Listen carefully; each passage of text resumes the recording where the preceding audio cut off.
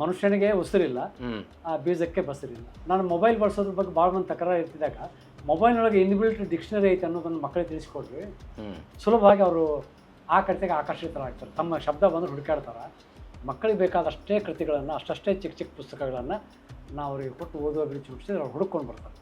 ಒಂದು ಸಲ ಒಂದು ಶಾಲೆಯೊಳಗೆ ಎಲ್ಲ ಹುಡುಗರು ಹೋದ್ಮೇಲೆ ನಾವು ಅಷ್ಟೇ ನಿಂತಾಗ ಒಂದು ಹುಡುಗ ಬಂದು, ಸರ್ ನನ್ನ ಹತ್ರ ರೊಕ್ಕಿಲ್ಲ, ಈಗ ಏನು ಹೇಳಿದ್ರಲ್ಲಿ ಕತೆ ಪುಸ್ತಕ ಐತಲ್ಲ ಇದನ್ನು ನಾನು ತೊಗೊತೀನಿ, ನಾಳೆ ನಾನು ನಮ್ಮ ಸರ್ ಕೈ ತಂದು ರೊಕ್ಕ ಕೊಡ್ತೀನಿ ರೀ, ಈ ಪುಸ್ತಕ ನನಗೆ ಕೊಡ್ರಿ. ಕೃಷಿ ಇವತ್ತೇನಾಗ್ಯದ, ನಮ್ಮೂರಾಗ ಕೃಷಿ ಮಾಡೋರು, ನಮ್ಮ ಕಾಲಕ್ಕಿಂತ ಕೃಷಿ ಮಾಡೋರಿಗೆ ಈಗಿನ ಮಕ್ಕಳಿಗೆ ಭಾಳ ವ್ಯತ್ಯಾಸ ಇದೆ. ಈಗಿನ ಯುವಕರಿಗೆ ಅವರು ಟ್ರ್ಯಾಕ್ಟರ್ ತೊಗೊಂಡು ಹೋಗ್ತಾರೆ, ಅದಕ್ಕೆ ಸೆಟ್ ಮಾಡ್ತಾರೆ, ಬಿತ್ತಾರೆ, ಬರ್ತಾರೆ, ಬೆಳೆ ತೊಗೋತಾರೆ, ಸರಿ ದುಡಿತಾರೆ, ಅದ್ಭುತ ದುಡಿತಾರೆ, ಗೌರವ ಸೋರಿಸ್ತಾರೆ, ಅದಕ್ಕೆ ತಕ್ಕಂಗೆ ಗಳಿಸ್ತಾರೆ. ಆದರೆ ಆಗಿನ ನೆಲದ ಜೊತೆಗಿನ ಸಂಪರ್ಕ ಅವ್ರಿಗಿಲ್ಲ.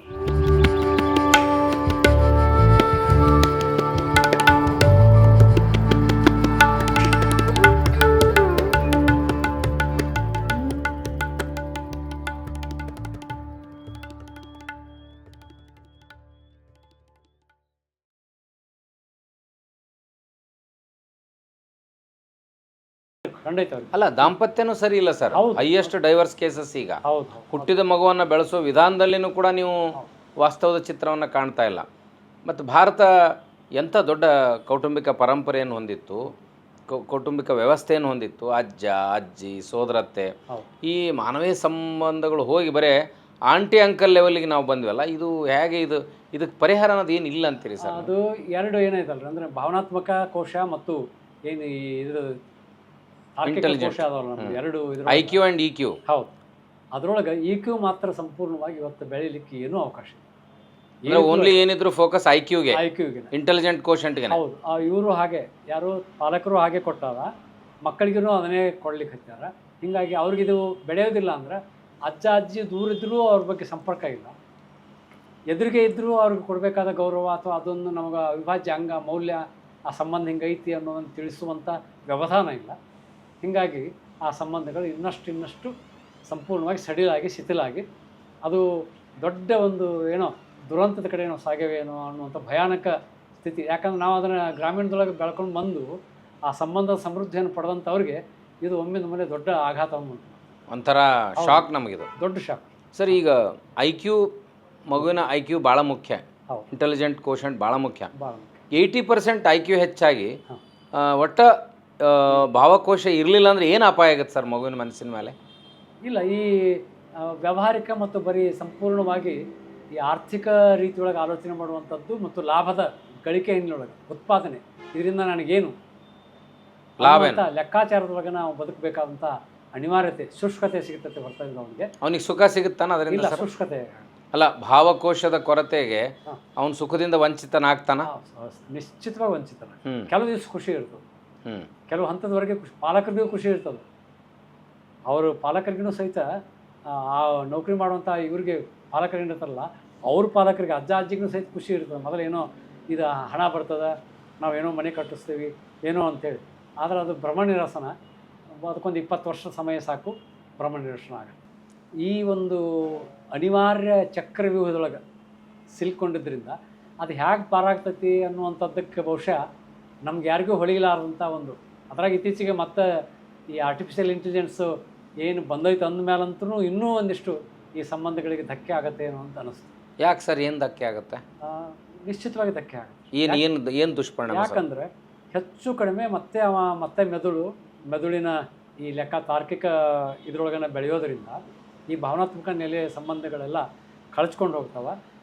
ಅದರೊಳಗನ ಹೆಚ್ಚು ಹುಡುಕ್ಕೊತ ಹೋಗ್ತಾನೆ. ಶಾಂತವಾಗಿ ಇರೋದು, ಒಂದಿಷ್ಟು ಹೊತ್ತು ಸಮಯ ಕಳೆಯೋದು, ಮುಗ್ಧತೆಯಿಂದ ತನ್ನ ಏಕಾಂತವನ್ನು ಅನುಭವಿಸೋದು, ಏಕಾಗ್ರತೆಯನ್ನು ಅನುಭವಿಸೋದು, ಇದು ಯಾವಾಗ ಸಾಧ್ಯ ಆಗೋದಿಲ್ಲ, ಆವಾಗ ಆ ಮನಸ್ಸು ಸಂಪೂರ್ಣವಾಗಿ ಒಂದು ಹಂತದೊಳಗೆ ಸ್ಫೋಟಗೊಳ್ಳೋದು. ಆತ್ಮಹತ್ಯೆ, ಡಿಪ್ರೆಷನ್ನು. ಹೌದು, ಡಿಪ್ರೆಷನ್ಗೆ. ಏನು ಕಾರಣ ಸರ್ ಅದು? ಆ ಡಿಪ್ರೆಷನ್ಗೆ ಕಾರಣ ಅಂದರೆ ಇದೆ ಒತ್ತಡ. ಆ ಗಂಡ ಹೆಂಡತಿ ಸಂಬಂಧನೂ ಸರಿಗಳು, ಮಗುಂದು ಬಿಟ್ಬಿಟ್ರಿ ಸರ್ ನೀವು. ಹೌದು, ಗಂಡ ಹೆಂಡತಿ ಸಂಬಂಧನೂ ಸರಿ ಇಲ್ಲ. ನನ್ನ ನೌಕರಿ ಒಳಗಿನ ಒತ್ತಡ ಈ ನನ್ನ ಹೆಂಡತಿ ತಿಳಿಯೋದಿಲ್ಲ ಅಂತ ಈ ಗಂಡನಿಗಿದ್ರೆ, ನನ್ನ ಒತ್ತಡಗಳು ಇವನಿಗೆ ತಿಳಿಯೋದಿಲ್ಲ ಅಂತ ಅವ್ರಿಗಿರುತ್ತೆ. ಸರ್, ನೀವು ಚೈಲ್ಡ್ಹುಡ್ಡನ್ನು ನೀವು ಭಾಳ ಹಳ್ಳಿಯೊಳಗೆ ಕಳೆದ್ರಿ. ಹೌದು, ಕಡದಳ್ಳಿ ಅಂತಲ್ಲೇ ಕಳೆದ್ರಿ.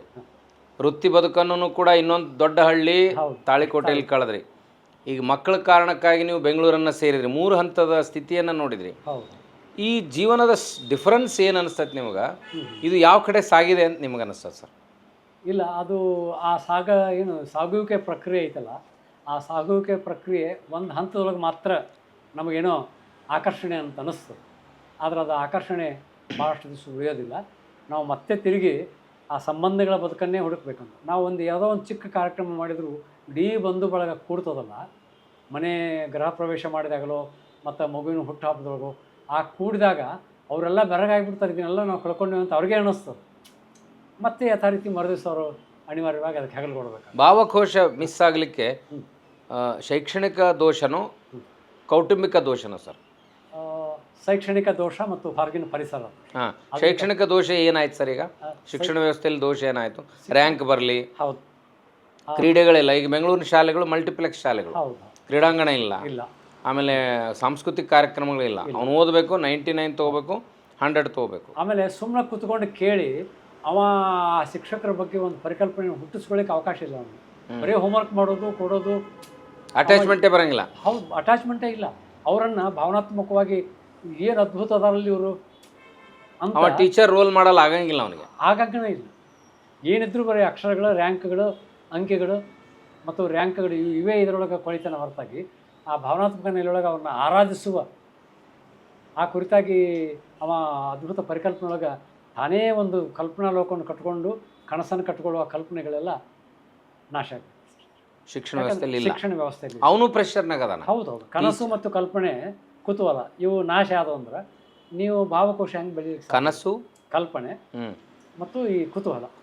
ಹೌದು ಸರ್, ಈಗ ಕನಸು, ಕಲ್ಪನೆ, ಕುತೂಹಲ ಇವು ಕತೆಗಳನ್ನು ಹೇಳೋದ್ರಿಂದ ಬರ್ತಿತ್ತು. ಹೌದು, ಈಗ ನಾವು ಕತೆಗಳಿಂದ ವಂಚಿತರಾಗಿವೆ. ದೊಡ್ಡ ನಮಗೆ ಕತೆ ಹೇಳಕ್ ಬರಂಗಿಲ್ಲ. ಹೌದು, ಬೇರೆಯವರು ಹೇಳುವ ಕತೆಗಳನ್ನ ಕೇಳಕ್ಕೂ ಬರಂಗಿಲ್ಲ. We have no patience. ಇವತ್ತೇನು ಹೇಳ್ತೀವಿ ಅಂದ್ರೆ ಸರ್, ಎದುರಿಗಿರೋರಿಗೆ ಏನಾರು ಭಾಳ ಹೇಳಕ್ಕೆ ಹೋದ್ರೆ ನೀ ಇಲ್ಲದ ಕತೆ ಹೇಳಬೇಡ ಅಂತ ರಿಯಾಕ್ಷನ್ ಬರುತ್ತೆ. ಎಷ್ಟು ಅವಮಾನ ಇದೆ ಅಂದರೆ, ನಾವು ಗಂಟೆಗಟ್ಟಲೆ ಮಾತಾಡ್ತಿದ್ವಿ, ಏನು ವಿಷಯದ ಮೇಲೆ ಮಾತಾಡ್ತಿದ್ವಿ ಗೊತ್ತಿಲ್ಲ. ನಮ್ಮ ಶಿಕ್ಷಕರು 4-5 ತಾಸು ಪಾಠ ಮಾಡ್ತಿದ್ರು. ಆ ಗ್ರಹಿಕೆ ಇದೆಯಲ್ಲ ಸರ್, ಕೇಳುವ ಶಕ್ತಿ ಇದೆಯಲ್ಲ, ಆ ಗ್ರಹಣ ಶಕ್ತಿ ಹೋಗಲಿಕ್ಕೆ ಭಾವಕೋಶ ನಿರ್ನಾಮ ಆಗಿದ್ದ ಕಾರಣ ಅಂತೀರಿ? ಹೌದು. ಈ ಕತೆ ಏನೂ ಅಲ್ಲ, ಬರೀ ಕತೆ ಅಲ್ಲ, ಸಂಜೀವಿನಿ ಶಕ್ತಿಯನ್ನು ತುಂಬುವಂಥ ಕತೆಗಳು. ಗೊತ್ತಿಲ್ಲನೇ ನೀವು ಗೊತ್ತಿದ್ದು ಅದಕ್ಕೆ ಪ್ರತಿಫಲ ತೊಗೊಂಡು, ಅಂಕ ತೊಗೊಂಡು ಏನು ತೋರಿಕೆ ಪ್ರದರ್ಶನಕ್ಕೇನು ಸಿಗ್ತಾವಲ್ಲ, ಹಂಗೆ ಪ್ರದರ್ಶನಕ್ಕೆ ಇರಲಾರ್ದೇ ಒಳಗನೆ ಅವನನ್ನು ತರಬೇತಿಗೊಳಿಸೋದು, ಅವನ ಭಾವನಾತ್ಮಕವಾಗಿ ಸಮೃದ್ಧ ಮಾಡುವಂಥ ಪ್ರಕ್ರಿಯೆಗಳು ಕಥೆಯಿಂದ, ಹಾಡಿನಿಂದ, ಅಭಿನಯದಿಂದ, ನಾಟಕದಿಂದ, ಅವರ ಗೋಲಿ ಆಟದಿಂದ ಭಾಳ ಅದ್ಭುತವಾಗಿ ಬೆಳೀತಿದ್ದರು. ಆದ್ರೆ ಆ ಅವಕಾಶ ಹೋಗ್ಬಿಟ್ಟು, ಗೋಲಿ ಆಡೋದು ಗೊತ್ತಿಲ್ಲ, ಬಗರಿ ತಿರುಗಿಸೋದು ಗೊತ್ತಿಲ್ಲ, ಚಿನಿಪಣಿ ಆಡೋದು ಗೊತ್ತಿಲ್ಲ.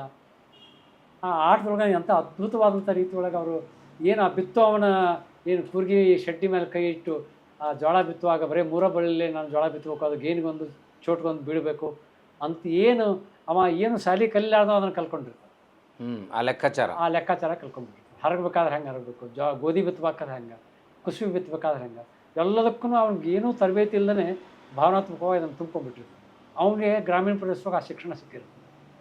ಈ ಶಾಲೆ ಕಲಿತ ಮಗುವಿಗೆ ಅದು ಸಿಗೋದು. ನೀವು ಆ ಶುಷ್ಕ ವಾತಾವರಣ ಬೆಳೀತಾರೆ. ಅಲ್ಲಿ ಅವನಿಗೆ ಅವು ಮೂರಿಲ್ಲ, ಮತ್ತು ಮೇಲೆ ಕೃಷಿ ಇಲ್ಲ, ಅನುಭವಗಮ್ಯ ಶಿಕ್ಷಣದ ದೊರೀತಿದೆ. ಅವನು ಪ್ರಾಯೋಗಿಕವಾಗಿ ಪರೀಕ್ಷೆ ಮಾಡ್ತಾನವ, ಅವನ ಅನುಭವದ ಕಂಡುಕೋತಾನ, ಅದನ್ನು ಸಂಪೂರ್ಣವಾಗಿ ಜೀವನದೊಳಗೆ ಅವ ಅಳವಡಿಸ್ಕೊತಾನೆ. ಇದು ಪ್ರಯೋಗಗಮ್ಯ ಅಲ್ಲ. ಏನಿದ್ರೂ ಅಂಕ ಒಂದು ಪಾಠ ಬಿಟ್ಟರು ಅಂಕ ಗಳಿಕೆ ಹಿಂದೊಳಗನೆ ಇದು ಹೋಗೋದ್ರಿಂದ ಇದು ಅನುಭವಗಮ್ಯ ಆಗೋದಿಲ್ಲ. ಆ ಕಾರಣಕ್ಕೆ ಅದು ಏನಾಗ್ಬಿಡ್ತೈತಿ, ಸಂಪೂರ್ಣವಾಗಿ ಅವರನ್ನು ಶುಷ್ಕ ಮಾಡ್ತಾರೆ. ಸರಿ, ಈಗ ತರಬೇತಿ ಬೇಕಾಗಿರೋದು ಪಾಲಕರಿಗೋ, ಶಿಕ್ಷಕರಿಗೋ, ಮಕ್ಕಳಿಗೋ? ಮುಖ್ಯವಾಗಿ ಪಾಲಕರು ಮತ್ತು ಶಿಕ್ಷಕರಿಗೆ. ಅನಂತರ ಮಕ್ಕಳ ಜೊತೆಗೆ ಒಡನಾಡುವಂಥ ರೀತಿಯ ಒಂದು ಪರಿಕಲ್ಪನೆಯನ್ನು ಈ ಅಕಾಡೆಮಿಗಳು, ಸಾಹಿತ್ಯ ಪರಿಷತ್ ಅಂತವರು ಮಾಡಿ ಅವರು ಮಕ್ಕಳ ಜೊತೆಗೆ ಒಡನಾಡ್ಕೊಂಡೆ ಈ ಒಂದು ರೀತಿಯ ಸಾಹಿತ್ಯದ, ಸಾಂಸ್ಕೃತಿಕ, ಸಂಗೀತದ ಒಡನಾಟವನ್ನು ಬೆಳೆಸುವಂಥ ಪ್ರಕ್ರಿಯೆ. ಈ ಒಂದೊಂದು ಏನು ಸಮೂಹ ಮಾಡಿ, ಒಂದು ಟೀಮ್ ಮಾಡಿ, ಒಂದು ತಂಡ ಕಟ್ಟಿ ಅವ್ರಿಗೆ ಆ ನಾಟಕ, ಅಭಿನಯ, ಸಂಗೀತ, ಸಾಹಿತ್ಯ ಇದನ್ನು ಪ್ರತಿ ವಾರಕ್ಕೊಮ್ಮೆ ಅವರಿಗೆ ಮಕ್ಕಳಿಗೆ ಮುಟ್ಟಿಸುವಂಥ ರೀತಿ ಒಳಗೆ ಕೆಲಸ ಮಾಡಿದರೆ ಮಾತ್ರ ಸರ್ಕಾರ ಅಥವಾ ಸಂಘ ಸಂಸ್ಥೆ ಇವರು ಮಾಡಿದರೆ ಆ ಪಾಲಕರು ಮತ್ತು ಶಿಕ್ಷಕರು ಆ ಮಕ್ಕಳಿಗೆ ಮುಟ್ಲಿಕ್ಕೆ ಸಾಧ್ಯ ಆಗುತ್ತೆ. ಮಕ್ಕಳು ಆವಾಗ ಈ ವೈಜ್ಞಾನಿಕ ವೈಚಾರಿಕ ಅಂಕಗಳಿಕೆ ಜೊತೆಗೇನೆ ಅದನ್ನು ಉಳಿಸೋದು. ಈ ಕನ್ನಡ ಮಾಧ್ಯಮ ಶಾಲೆ ಹೋಗಿರೋದು ಕೂಡ ಈ ಎಲ್ಲ ಅಪಾಯಗಳಿಗೆ ಕಾರಣ ಇರ್ಬೋದಲ್ಲ ಸರ್? ಹೌದು. ಕನ್ನಡ ಮಾಧ್ಯಮ ಶಾಲೆಗಳನ್ನು ನಾಶ ಮಾಡ್ತಾ ಇದ್ದಾರೆ. ಹೌದು. ಖಾಸಗಿ ಶಾಲೆಯವ್ರಿಗೆ ಶಾಲೆ ನಡೆಯೋದು ಬೇಕು, ಭಾಳಷ್ಟು ಫೀಸ್ ಬೇಕು, ರ್ಯಾಂಕ್ ಬರೋದು ಬೇಕು. ಆದರೆ ಸರ್ಕಾರಿ ಶಾಲೆಗಳಿಗೆ ಅದೆಲ್ಲ ಬೇಕಾಗಿರಲಿಲ್ಲ. ಈ ಸರ್ಕಾರಿ ಶಾಲೆಯಲ್ಲಿರೋರು ಅತ್ಯಂತ ಪ್ರತಿಭಾನ್ವಿತರು, ರ್ಯಾಂಕ್ ಬಂದಂಥ ವಿದ್ಯಾರ್ಥಿಗಳು ಶಿಕ್ಷಕರಾಗಿ ಆಯ್ಕೆ ಆಗ್ತಾರೆ. ಆದರೆ ಅವ್ರ ಮಕ್ಕಳೆಲ್ಲ ಪ್ರೈವೇಟ್ ಸ್ಕೂಲ್ನಾಗ ಕಲಿತಾರೆ. ಪ್ರೈವೇಟ್ ಸ್ಕೂಲ್ನಾಗಿರೋರೆಲ್ಲ ಇಂಗ್ಲೀಷು ಮತ್ತೊಂದು ಸಬ್ಜೆಕ್ಟು ಮ್ಯಾಥ್ಸು 4 ಸಲ ಫೇಲ್ ಆದವರು. ಇವ್ರಿಗೆ ಆ ರೀತಿ ದೊಡ್ಡ ತರಬೇತಿ ಅಥವಾ ಪ್ರತಿಭಾನ್ವಿತರು ಅಲ್ಲ ಇವರು, ಯಾವ ಇದರೊಳಗೆ ಪ್ರೈವೇಟ್ ಶಾಲೆಯೊಳಗೆ ಇರೋರು ಸಾಮಾನ್ಯವಾಗಿ. ಆದರೆ ಸರ್ಕಾರಿ ಶಾಲೆಯೊಳಗೆಲ್ಲ ಪ್ರತಿಭಾನ್ವಿತರು. ಭಾಳ ದೊಡ್ಡ ವಿಸ್ಮಯ ಏನು ಅಂದರೆ ವಿಪರ್ಯಾಸ. ಮತ್ತು ಅಲ್ಲಿ ಅವ್ರನ್ನ ಕಳಿಸ್ತಾರೆ. ನಮ್ಗೆ ಗೊತ್ತಿದೆ ಅಲ್ಲಿ ಏನೂ ಇಲ್ಲ ಅಂತ ಗೊತ್ತಿದೆ, ಅಲ್ಲಿ ಕಳಿಸ್ತಾರೆ. ಕನ್ನಡ ಮಾಧ್ಯಮದ ಬಗ್ಗೆ ಈ ರೀತಿಯ ತಾತ್ಸಾರ ಹುಟ್ಟೋದು ಭಾಳ ಡೇಂಜರಸ್ ಅಲ್ಲ ಸರ್? ಏನು ಯಾಕೆ ಹಂಗಾಯಿತು? ನಮ್ಮ ಬೇರುಗಳನ್ನ ಕಳ್ಕೊಳ್ಳುವಂಥ ಒಂದು ದೊಡ್ಡ ಅಪಾಯ ಇದೆ.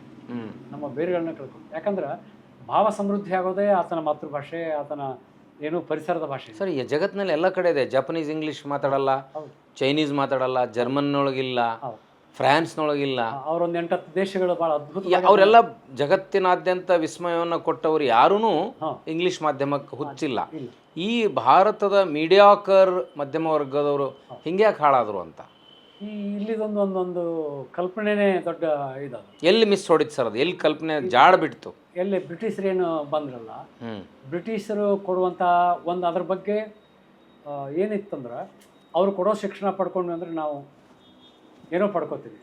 ಅಲ್ಲೇನು ಮೊದಲನೇ ಇದರೊಳಗೆ ಏನು ಪಡ್ಕೊಂಡು ಒಂದು ಉನ್ನತ ಹುದ್ದೆಯನ್ನು ಪಡ್ಕೊಂಡು ಸರ್ಕಾರಿ ನೌಕರಿ ಏನು ಪಡ್ಕೊಂಡ್ರಲ್ಲ, ಆವಾಗ ನಮ್ಮ ಗ್ರಾಮೀಣ ಜನರ ಈ ದುಡಿಮೆ ಜನರು ಸರ್ಕಾರದಿಂದ ಈ ಒಕ್ಕಲಿಗರಿಗೆ ಏನೂ ಸವಲತ್ತುಗಳಿಲ್ಲ ಮತ್ತು ಯಾವುದೇ ರೀತಿಯ ಬೆಲೆ ಇಲ್ಲ ಅಂತ ಅನ್ನೋದು ತಿರಸ್ಕಾರ ಮಾಡೋಕೆ ಹತ್ತಿದ ಮೇಲೆ ಅವರು ಅನಿವಾರ್ಯವಾಗಿ ಈ ನೌಕರದಾರರನ್ನು ಮತ್ತು ಈ ಬೇರೆ ರೀತಿ ವ್ಯಾಪಾರ ಮತ್ತು ಇಂಥದ್ದನ್ನು ಪ್ರೀತಿಸಬೇಕಂತ ಒಂದು ಅನಿವಾರ್ಯತೆ ನಮ್ಮ ರೈತರಿಗೆ ಬಂತು. ಅಂದ್ರೆ ಆವಾಗಿನ ಬ್ರಿಟಿಷರು ಈಗಿನ ಮಲ್ಟಿನ್ಯಾಷನಲ್ ಕಂಪನಿ, ಬಹುರಾಷ್ಟ್ರೀಯ ಕಂಪನಿ. ಹೌದು, ಬಹುರಾಷ್ಟ್ರೀಯ ಕಂಪನಿಗಳು ನಮ್ಮ ಬೀಜ ಹಾಳು ಮಾಡಿದ್ರು, ಗೊಬ್ಬರ ಹಾಳು ಮಾಡಿದ್ರು, ನಮ್ಮ ಶಿಕ್ಷಣ ವ್ಯವಸ್ಥೆಯನ್ನು ಹಾಳು ಮಾಡಿದ್ರು. ನಮ್ಮ ತನಾನೇ ಉಳಿಸ್ಕೊಡುವಲ್ಲ.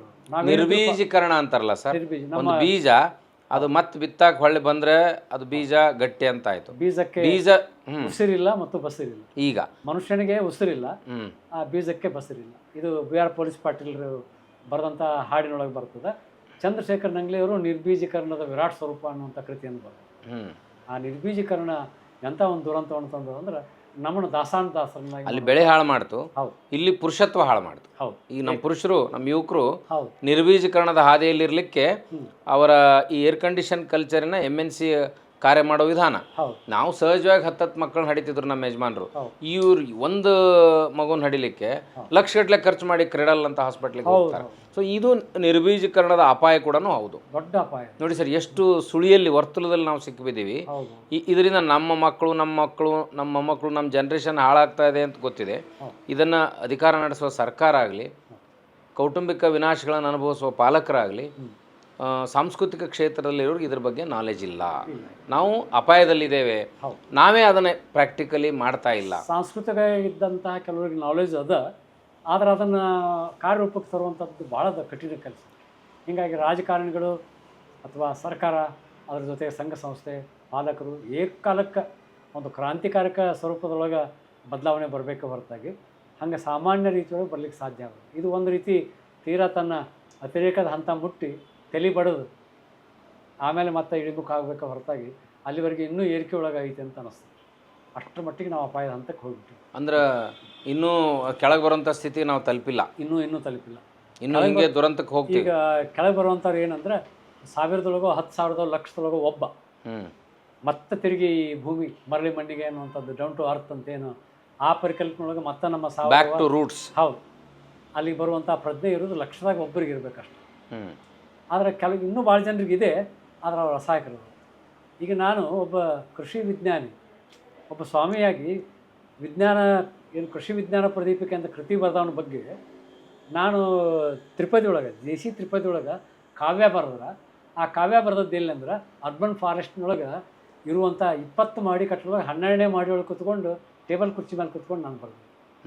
ನನಗೆ ಆ ನೆಲದ ಏನೂ ಸಂಪರ್ಕ ಇಲ್ಲ, ಆ ನೆಲದ ಸಂಪರ್ಕ ಇಲ್ಲ. ಆದರೆ ಆ ವ್ಯಕ್ತಿ ಬಗ್ಗೆ ನನಗೆ ಬರಿಬೇಕು ಅಂತ ನನ್ನ ಬಾಲ್ಯದ ಈ ಕೃಷಿ ಮತ್ತು ಮಣ್ಣಿನ ಜೊತೆಗಿನ ಏನು ನಂದು ಜಿಗಟ್ ಸಂಬಂಧ ಐತಲ್ಲ, ಆ ಸಂಬಂಧಿನೊಳಗೆ ನಾನು ಅದನ್ನು ಬರಿಬೇಕಾದ ಹೊರತಾಗಿ ಅಂದ್ರೆ ಇಷ್ಟರ ಮಟ್ಟಿಗೆ ಅದು ಸೆಳೆತ ಐತಿ, ಅದರದ್ದು ಪರಿಣಾಮ ಐತಿ, ಆ ಮಣ್ಣಿನ ಕುರಿತಾದ ಪರಿಣಾಮ ಐತಿ. ಆದರೆ ನಾವು ಅನಿವಾರ್ಯವಾಗಿ ಬೇರೆ ಬೇರೆ ಕಾರಣಕ್ಕೆ ಇಂಥ ಒತ್ತಡಗಳು ಸಿಲ್ಕೊಂಡು ಈಗ ನಾನು ಅದೇ ಪರಿಸರದೊಳಗೆ ಆ ಒಕ್ಕಲ್ತನದ ಜನರೊಳಗನೆ ಬೆರ್ಕೊಂಡು ದಿನನಿತ್ಯ ಅವ್ರ ಜೊತೆ ಒಡನಾಟ ಮಾಡಿ ಅದನ್ನು ಆ ಕೃತಿ ಬರೆದಿದ್ರೆ ಅವಾಗ ಇನ್ನೂ ನನಗೆ ಅದು ಹೆಚ್ಚು ಅನುಭೂತಿಯನ್ನು ನೀಡ್ತಿತ್ತು. ಈಗ ಹೆಚ್ಚು ಕಡಿಮೆ ಅದು ಒಮ್ಮೊಮ್ಮೆ ಅನುಭೂತಿ ನೀಡೈತೋ ಇಲ್ಲೋ ಗೊತ್ತಿಲ್ಲ. ಒಂದು ಆಂತರಿಕವಾಗಿ ಅನುಭೂತಿ ನೀಡಿರ್ಬೋದು, ಬರೆಯುವಾಗೇನು ಭಾಳ ವಿಶಿಷ್ಟವಾದ ರೀತಿಯೊಳಗೆ ನಾವು ಅದನ್ನು ಆ ಲೋಕಕ್ಕೆ ಹೋಗಿರ್ತೀವಿ, ಆ ಒಂದು ಪ್ರಕ್ರಿಯೆ ನಡೀತದೆ ಖರೆ. ಆದರೆ ಇದ್ರ ಜೊತೆಗೆ ನಾವು ಅದ ಪರಿಸರದೊಳಗೆ ಇದ್ದು ಬರೆದ್ರೆ ಇನ್ನೂ ಅದಕ್ಕೊಂದಿಷ್ಟು ಸಮೃದ್ಧತೆ ಬರ್ತಿತ್ತು ಅಂತ ಅನ್ನಿಸ್ತು. ಅದಕ್ಕೆ ಇಂತಹ ರೀತಿಯ ಈ ಒಂದು ಸಮಸ್ಯೆಯನ್ನು ನಮ್ಮ ಈ ಒಂದು ಆಧುನೀಕರಣ, ಈ ಹೊಸ ರೀತಿಯ ಬೆಳವಣಿಗೆಗಳು ನಮ್ಮನ್ನು ಈ ಆತಂಕ ಸ್ಥಿತಿಯೊಳಗಿತ್ತು. ಸರ್, ಈಗ ತಾವು ಅಕಾಡೆಮಿಯಿಂದ ಗುರುತಿಸಲ್ಪಟ್ರಿ, ಬಾಲ ವಿಕಾಸ್ ಅಕಾಡೆಮಿ ತಮ್ಮ ಈ ಮಕ್ಕಳ ಸೇವೆಯನ್ನು ಗುರುತಿಸ್ತು. ಈಗ ಪ್ರಸ್ತುತ ನಿಮಗೆ ನಮ್ಮ ಮಕ್ಕಳ ಮೇಲೆ ಕೆಲಸ ಮಾಡ್ತಾ ಇರುವಂಥ ಶಿಕ್ಷಕರು ನಿಂಗು ಸೋಲಿಗೆಯವರು, ಅವರ ಶ್ರೀಮತಿಯವರು ಲಿಂಗೈಕ್ಯರಾದ ನಂತರ ಅವರ ಹೆಸರಿನ ಮೇಲೆ ಒಂದು ಪುರಸ್ಕಾರ ಇಟ್ಟರು, ಶೈಕ್ಷಣಿಕ ಸಾಂಸ್ಕೃತಿಕ. ಈಗ ನೀವು ಈ ವರ್ಷದ ವ್ಯಕ್ತಿ ಪ್ರಶಸ್ತಿಗೆ ಭಾಜನರಾಗಿದ್ದೀರಿ 2024 ಆ ಪ್ರಶಸ್ತಿಗೆ.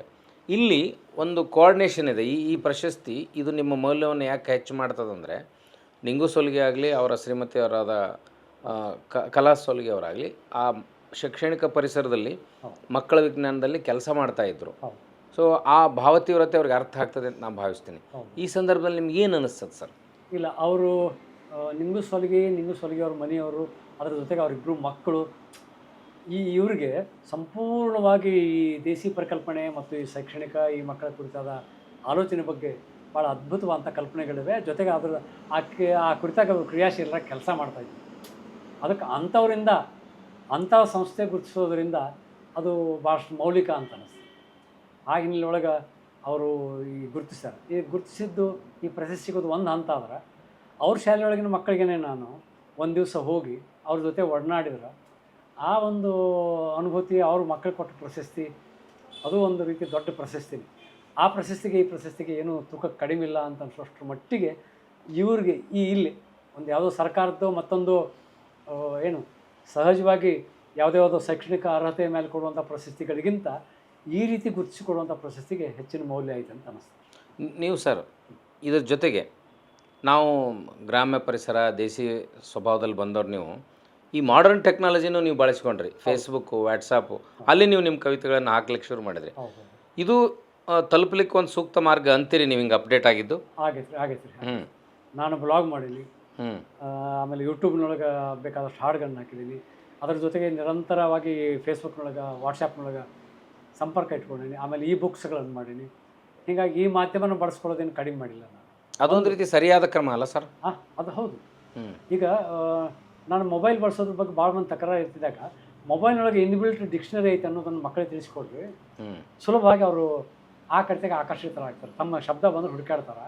ಮತ್ತು ಅನಾಯಾಸವಾಗಿ ಅವರು ಏನು ಮಾಡೋದು, ಡೌನ್ಲೋಡ್ ಮಾಡೋದು, ಇಂಥ ಎಷ್ಟೋ ಒಂದು 100 ಶಬ್ದಗಳನ್ನ, ಇಂಗ್ಲೀಷ್ ಶಬ್ದಗಳನ್ನ ಅನಾಯಾಸ ಹಳ್ಳಿ ಮಕ್ಕಳು ಕಲ್ತ್ಬಿಡ್ತಾರೆ. ಅದಕ್ಕೆ ಮಕ್ಕಳಿಗೆ ಮೊಬೈಲ್ ಕೊಡೋದ್ರೊಳಗೆ ನೀವು ಡೈಲ್ ಮಾಡೋದು ಅಂದ್ರೆ ಏನು, ಪ್ಯಾಡ್ ಅಂದ್ರೆ ಏನು, ಅದ್ರ ಕವರ್ ಅಂದ್ರೆ ಏನು, ಸಿಮ್ ಅಂದ್ರೆ ಏನು, ಇಷ್ಟೆಲ್ಲ ಶಬ್ದಗಳ ಅಯಾಚಿತವಾಗಿ ಪರಿಚಯ ಆಗ್ತವೆ. ಅದಕ್ಕೆ ಅದ್ರ ಮುಖಾಂತರ ಇಂಗ್ಲೀಷ್ ಕಲಿಸೋಕ್ಕೆ ಸಾಧ್ಯ ಇದೆ, ಅದ್ರ ಮುಖಾಂತರ ಅವ್ರಿಗೆ ಹೊಸ ಜ್ಞಾನವನ್ನು ಕೊಡ್ಲಿಕ್ಕೆ ಸಾಧ್ಯ ಇದೆ.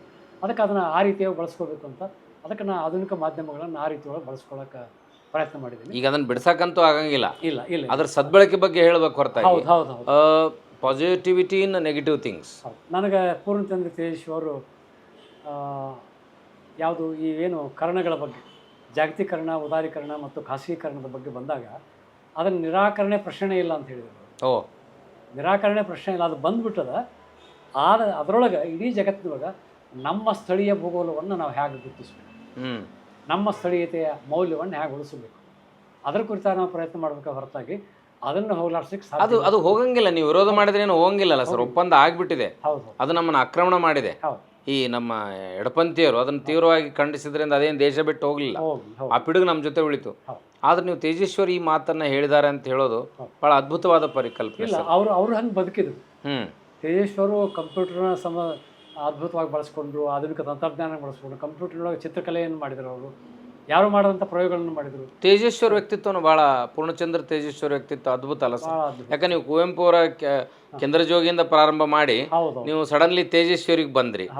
ಆ ತೇಜಸ್ವರ ಸೆಳೆತ, ಕುವೆಂಪು ಅವರ ಸೆಳೆತ ಕಾದ ಬದಲಾವಣೆ ಏನು ಸರ್ ಇಬ್ಬರಲ್ಲಿ, ಅಪ್ಪ ಮಕ್ಕಳಿಗೆ ಹೋಗಿ ತೇಜಸ್ವಿ ಬಗ್ಗೆ ಒಂದು 2-3 ವರ್ಷ ಅವರು ಸೆಪ್ಟೆಂಬರ್ ತಿಂಗಳೊಳಗೆ ಮಕ್ಕಳಿಗೆ ಹೋಗಿ ಕಾಲೇಜಿನೊಳಗೆ ಕಾರ್ಯಕ್ರಮ ಮಾಡ್ತಿದ್ದರು.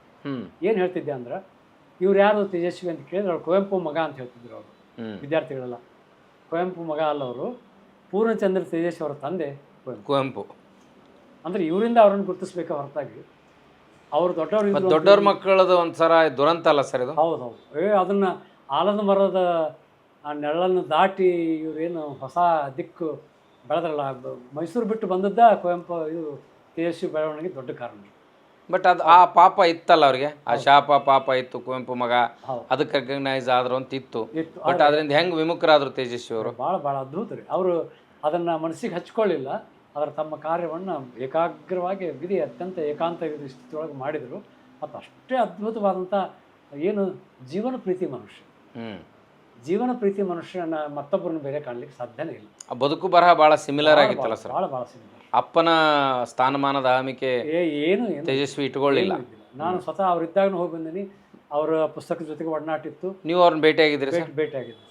ಭೇಟಿಯಾಗಿ ಮಾತಾಡಿ ಬಂದೀನಿ ಅವ್ರ ಜೊತೆಗೆ. ಅವರು ಇಡಿಯಾಗಿ ಅವ್ರ ತೋಟ ಗಿಟ್ಟೆಲ್ಲ ನೋಡಿ ಬಂದೀನಿ. ನನ್ನನ್ನು ಅವ್ರು ಪರೀಕ್ಷೆ ಮಾಡಿದ್ರು. ಭಾಳ ಆಕಸ್ಮಿಕ ಇನ್ನೊಂದು ಏನು ಘಟನೆ ಅಂದ್ರೆ, ಅವರೇನು ಹಾರುವತಿ ಬಗ್ಗೆ ಬರ್ತಿರಲಿಲ್ಲ. ನಾನು ಧರ್ಮಸ್ಥಳದೊಳಗೆ ಶಾಂತಿವನದೊಳಗೆ ಒಂದು 21 ದಿವಸ ತರಬೇತಿಗೆ ಹೋಗಿದ್ದೆ. ತರಬೇತಿಗೆ ಹೋದಾಗ ಆಕಸ್ಮಿಕವಾಗಿ ಹಾರುವತಿಯನ್ನು ನೋಡಿದ 2ನೇ ದಿವಸಕ್ಕೆ ತೇಜೇಶ್ವರ ಮನೆಗೆ ಹೋದೆ. ನಾನು ಅಲ್ಲಿಂದ ಭಾಳ ಸಮೀಪ ಹೋಗಿ ಹೇಳಿದರೆ ಅವ್ರು ನಂಬಲಿಲ್ಲ. ಬಯಲು ನೀ ಏನು ನೋಡ್ತೀಯ ಅದು ನಂಬ.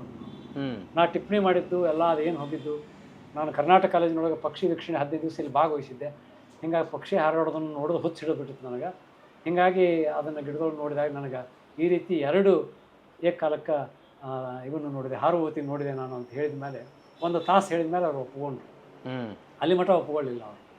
ಹೀಗಾಗಿ ಆ ತೇಜಸ್ವಿ ಜೊತೆಗೆ ಒಡನಾಟದ ಜೊತೆಗಿಂತ ಯೋಗಗಳು ಭಾಳ ಅದ್ಭುತ ರೀತಿ ಒಳಗೆ ಅವ್ರಿಗೆ ನನಗೆ ನಿರಂತರ ಪುಸ್ತಕ ಕಳಿಸ್ಬಿಡ್ತಿದ್ರು ಅವರು. ನಾನು ಆನಂತರ ಅವ್ರಿಗೆ ರಾಘವೇಂದ್ರ ಪುಸ್ತಕ ಕಳಿಸ್ತಿದ್ರು. ಹೊಸ ಪುಸ್ತಕ ಬಂದ ಕೂಡಲೇ ಕಳಿಸ್ಬಿಡ್ತಿದ್ರು. ಎಷ್ಟೋ ಅವರು ಇದ್ರ ಸಹಿತ ಏನು ಶುಭಾಶಯ ಪತ್ರಗಳನ್ನ ಮಾಡ್ತಿದ್ರು ಹೊಸ ವರ್ಷಕ್ಕೆ, ಸಂಕ್ರಾಂತಿಗೆ. ಅವನು ಸಹಿತ ನಾವು ವಿದ್ಯಾರ್ಥಿಗಳಿಗೆ ಹಂಚುವಂಥ ಕೆಲಸ. ಕುವೆಂಪು ಅವರ ಕವಿತೆ ಸಾಲು, ಅವರು ತೆಗೆದ ಪಕ್ಷಿ ಚಿತ್ರ, ಕೀಟದ ಚಿತ್ರ, ಇದನ್ನು ಅವರು ಕೊಡ್ತಿದ್ರು. ಹೀಗಾಗಿ ಅವರು ಸೆಳೆತದಿಂದ ತಪ್ಪಿಸ್ಕೊಳ್ಳೋಕೆ ಸಾಧ್ಯನೇ ಆಗಲಿಲ್ಲ ನನಗೆ, ಈಗೂ ಆಗಿಲ್ಲ. ಅವ್ರ ಪುಸ್ತಕ ನಿರಂತರ ಹೆಚ್ಚು ಕಡಿಮೆ 1 ತಿಂಗಳು ಅವ್ರ ಪುಸ್ತಕ ಓದಿರಲಿಲ್ಲ ಅಂದರೆ ಯಾವುದೇ ಕಾರಣಕ್ಕೂ ಒಮ್ಮೆ ಅವ್ರ ಪುಸ್ತಕನ ನಾನು ಓದಲೇಬೇಕು ಅನ್ನೋಷ್ಟು ಮಟ್ಟಿಗೆ ನನಗದು ಅವರ ಪುಸ್ತಕ ಸೆಳೀತದೆ. ಮತ್ತು ಒಮ್ಮೆ ಓದೋಕ್ಕಿಂತ ಇನ್ನೂ 20ನೇ ಸಲ ಓದಿದಾಗ ಹೊಸ ಅರ್ಥ. ಯಾವ ಪ್ರಕಾರದ ಕೃತಿ ನಿಮ್ಗೆ ಇಷ್ಟ ಸರ್ ತೇಜಸ್ವಿದು? ಅವರ ಹೆಚ್ಚು ಕಡಿಮೆ ಸಾಹಿತ್ಯ ಪ್ರಕಾರದ ಜೊತೆಗೆ, ನಾನು ಸಾಹಿತ್ಯ ವಿದ್ಯಾರ್ಥಿ ಆದ್ದರಿಂದ ಅವರು ಅಬ್ಸರ್ವ್ನ ಪೋಸ್ಟ್ ಆಫೀಸಿಂದ ಹಿಡ್ಕೊಂಡು ಪ್ರತಿಯೊಂದು ಚಿದಂಬರ ರಹಸ್ಯ, ಆಮೇಲೆ ಅದು ಜುಗಾರಿ ಕ್ರಾಸು, ಯಮಳ ಪ್ರಶ್ನೆ ಅಂತ ನಾಟಕ, ಆಮೇಲೆ ಅವರ ಸ್ವಗತ ಲಹರಿ, ಇವುಗಳ ಜೊತೆ ಅವ್ರ ಲೇಖನಗಳು, ಆ ಲೇಖನಗಳು ಭಾಳ ಅದ್ಭುತ. ಲೇಖನಗಳನ್ನ ಆನಂತರ ಓದೀನಿ. ಆದರೆ ವಿಸ್ಮಯ ಪ್ರಪಂಚದ ಕುರಿತಾಗಿ ಅವರು ವಿಸ್ಮಯ ಮತ್ತು ಮೆಲನಿಮ್ ಸರಣಿ ಏನು ಬಂದವರು, ಕೀಟಗಳ ಬಗ್ಗೆ ಏರೋಪ್ಲೇನ್ ಚಿಟ್ಟೆ ಮತ್ತು ಇತರ ಕಥೆಗಳು, ಆಮೇಲೆ ಕನ್ನಡ ನಾಡಿನ ಹಕ್ಕಿಗಳು ಅನ್ನುವಂಥವು ಏನು ಕೃತಿ ಅದಾವಲ್ಲ, ಆ ಕೃತಿಗಳು ಏನು ಅವು ಮಕ್ಕಳಿಗೋ ಯುವಕರಿಗೋ ಮುದುಕರಿಗೋ ಯಾವುದನ್ನು ಅವರು ಇದ್ರಾಗ ಬರೀತಾರೆ. ಯಾವುದ್ರಾಗ? ಏರೋಪ್ಲೇನ್ ಚಿಟ್ಟೆ ಮತ್ತು ಇತರ ಕಥೆಗಳೊಳಗೆ. ಇದು ಯಾವ ಪ್ರಕಾರಕ್ಕೆ ಸೇರುತ್ತೆ? ವಿಜ್ಞಾನನೋ, ಕಥೆ ಪ್ರಕಾರನೋ, ಪ್ರಬಂಧನೋ, ಏನು ಅನುಭವ ಕಥನನೋ ಏನು ಅಂತ ಕೇಳಿದ್ರೆ ವಿಮರ್ಶಕರು ತಲೆ ಕೆಡಿಸ್ಕೋತಾರ. ಅದಕ್ಕೆ ನಾಯಕ ತಲೆ ಕೆಡಿಸ್ಕೊಳ್ಳಿ ಅನ್ನೋ ಹಂಗೆ ಅವರು ಆ ಪೀಠಗಳಗನ ಬರಬಾರ್ದು. ಹೀಗಾಗಿ ಅವರು ತಮ್ಮ ಅನುಭವವನ್ನು ಬರೀತಿದ್ರು. ಆ ಪ್ರಕಾರದ ಬಗ್ಗೆ, ಪ್ರಶಸ್ತಿ ಬಗ್ಗೆ, ಇದ್ರ ಬಗ್ಗೆ ಅವ್ರು ಎಂದೂ ತಲೆ ಕೆಡಿಸ್ಕೊಳ್ಳಿ. ಆ ಬೆಂಗಳೂರು ಕೇಂದ್ರಿತ ಸಾಹಿತ್ಯ ಲೋಕದಿಂದ ಅವ್ರು ಭಾಳ ದೂರ ಇದ್ರು ಸರ್. ಭಾಳ ದೂರ ಇದ್ರು. ಬೆಂಗಳೂರೊಳಗೆ ಒಂದು ದಿವಸ ಇದ್ರೆ ನರಕದಾಗಿದ್ದು ಬಂದೆ ನಾನು ಅಂತ. ಕೊನೆಗೆ ಅನಿವಾರ್ಯವಾಗಿ ಕೆಲವೇನೋ ಅವರಿಗೆ ಕಾಲು ನೋವಾದಾಗ, ಕೆಲವೇನೋ ಮಲಯಾಳಿ ಯಾವುದೋ ಒಂದು ಔಷಧ ಬಳಸಿ ಅವ್ರ ಕಾಲಿಗೆ ಚರ್ಮ ರೋಗ ಬಂದು ತಿಂಗಳಗಟ್ಟಲೆ ಮೈಸೂರೊಳಗೆ ಬೆಂಗಳೂರಿಗೆ ಇರಬೇಕಾದಾಗ ನರಕ ಅನುಭವಿಸಿ ಬಂದೆ ನಾನು ಅಂತ ಹೇಳ್ತೀನಿ. ಅಷ್ಟು ತಮ್ಮ ಕಾಡಿನ ಇದನ್ನು ನಿರುತ್ತರ, ಅವರ ತೋಟದ ಹೆಸರು, ಮನೆ ಹೆಸರು ನಿರುತ್ತರ ಅನ್ನೋದು ಸರ್. ಅಲ್ಲಿ ಒಂದು ಕಾರ್ನಾಡ್ರು ಕೂಡ ಎಲ್ಲ ಪ್ರಕಾರಗಳಲ್ಲಿ ಕೆಲಸ ಮಾಡಿದರು. ಆದ್ರ ಇಲ್ಲಿ ಕಾರಂತರು ಈ ಕಾರಂತರಿಗೂ ಮತ್ತು ತೇಜಸ್ವಿರಲ್ಲಿ ಇರುವಂಥ ವ್ಯತ್ಯಾಸ ಏನು ಸರ್? ಮುಖ್ಯ ವ್ಯತ್ಯಾಸವನ್ನು ಹೆಂಗೆ ಗುರುತಿಸ್ತೀರಿ ನೀವು? ಕಾರಂತರದು ಕಾಡಿನೊಳಗೆ ಇದ್ದರು.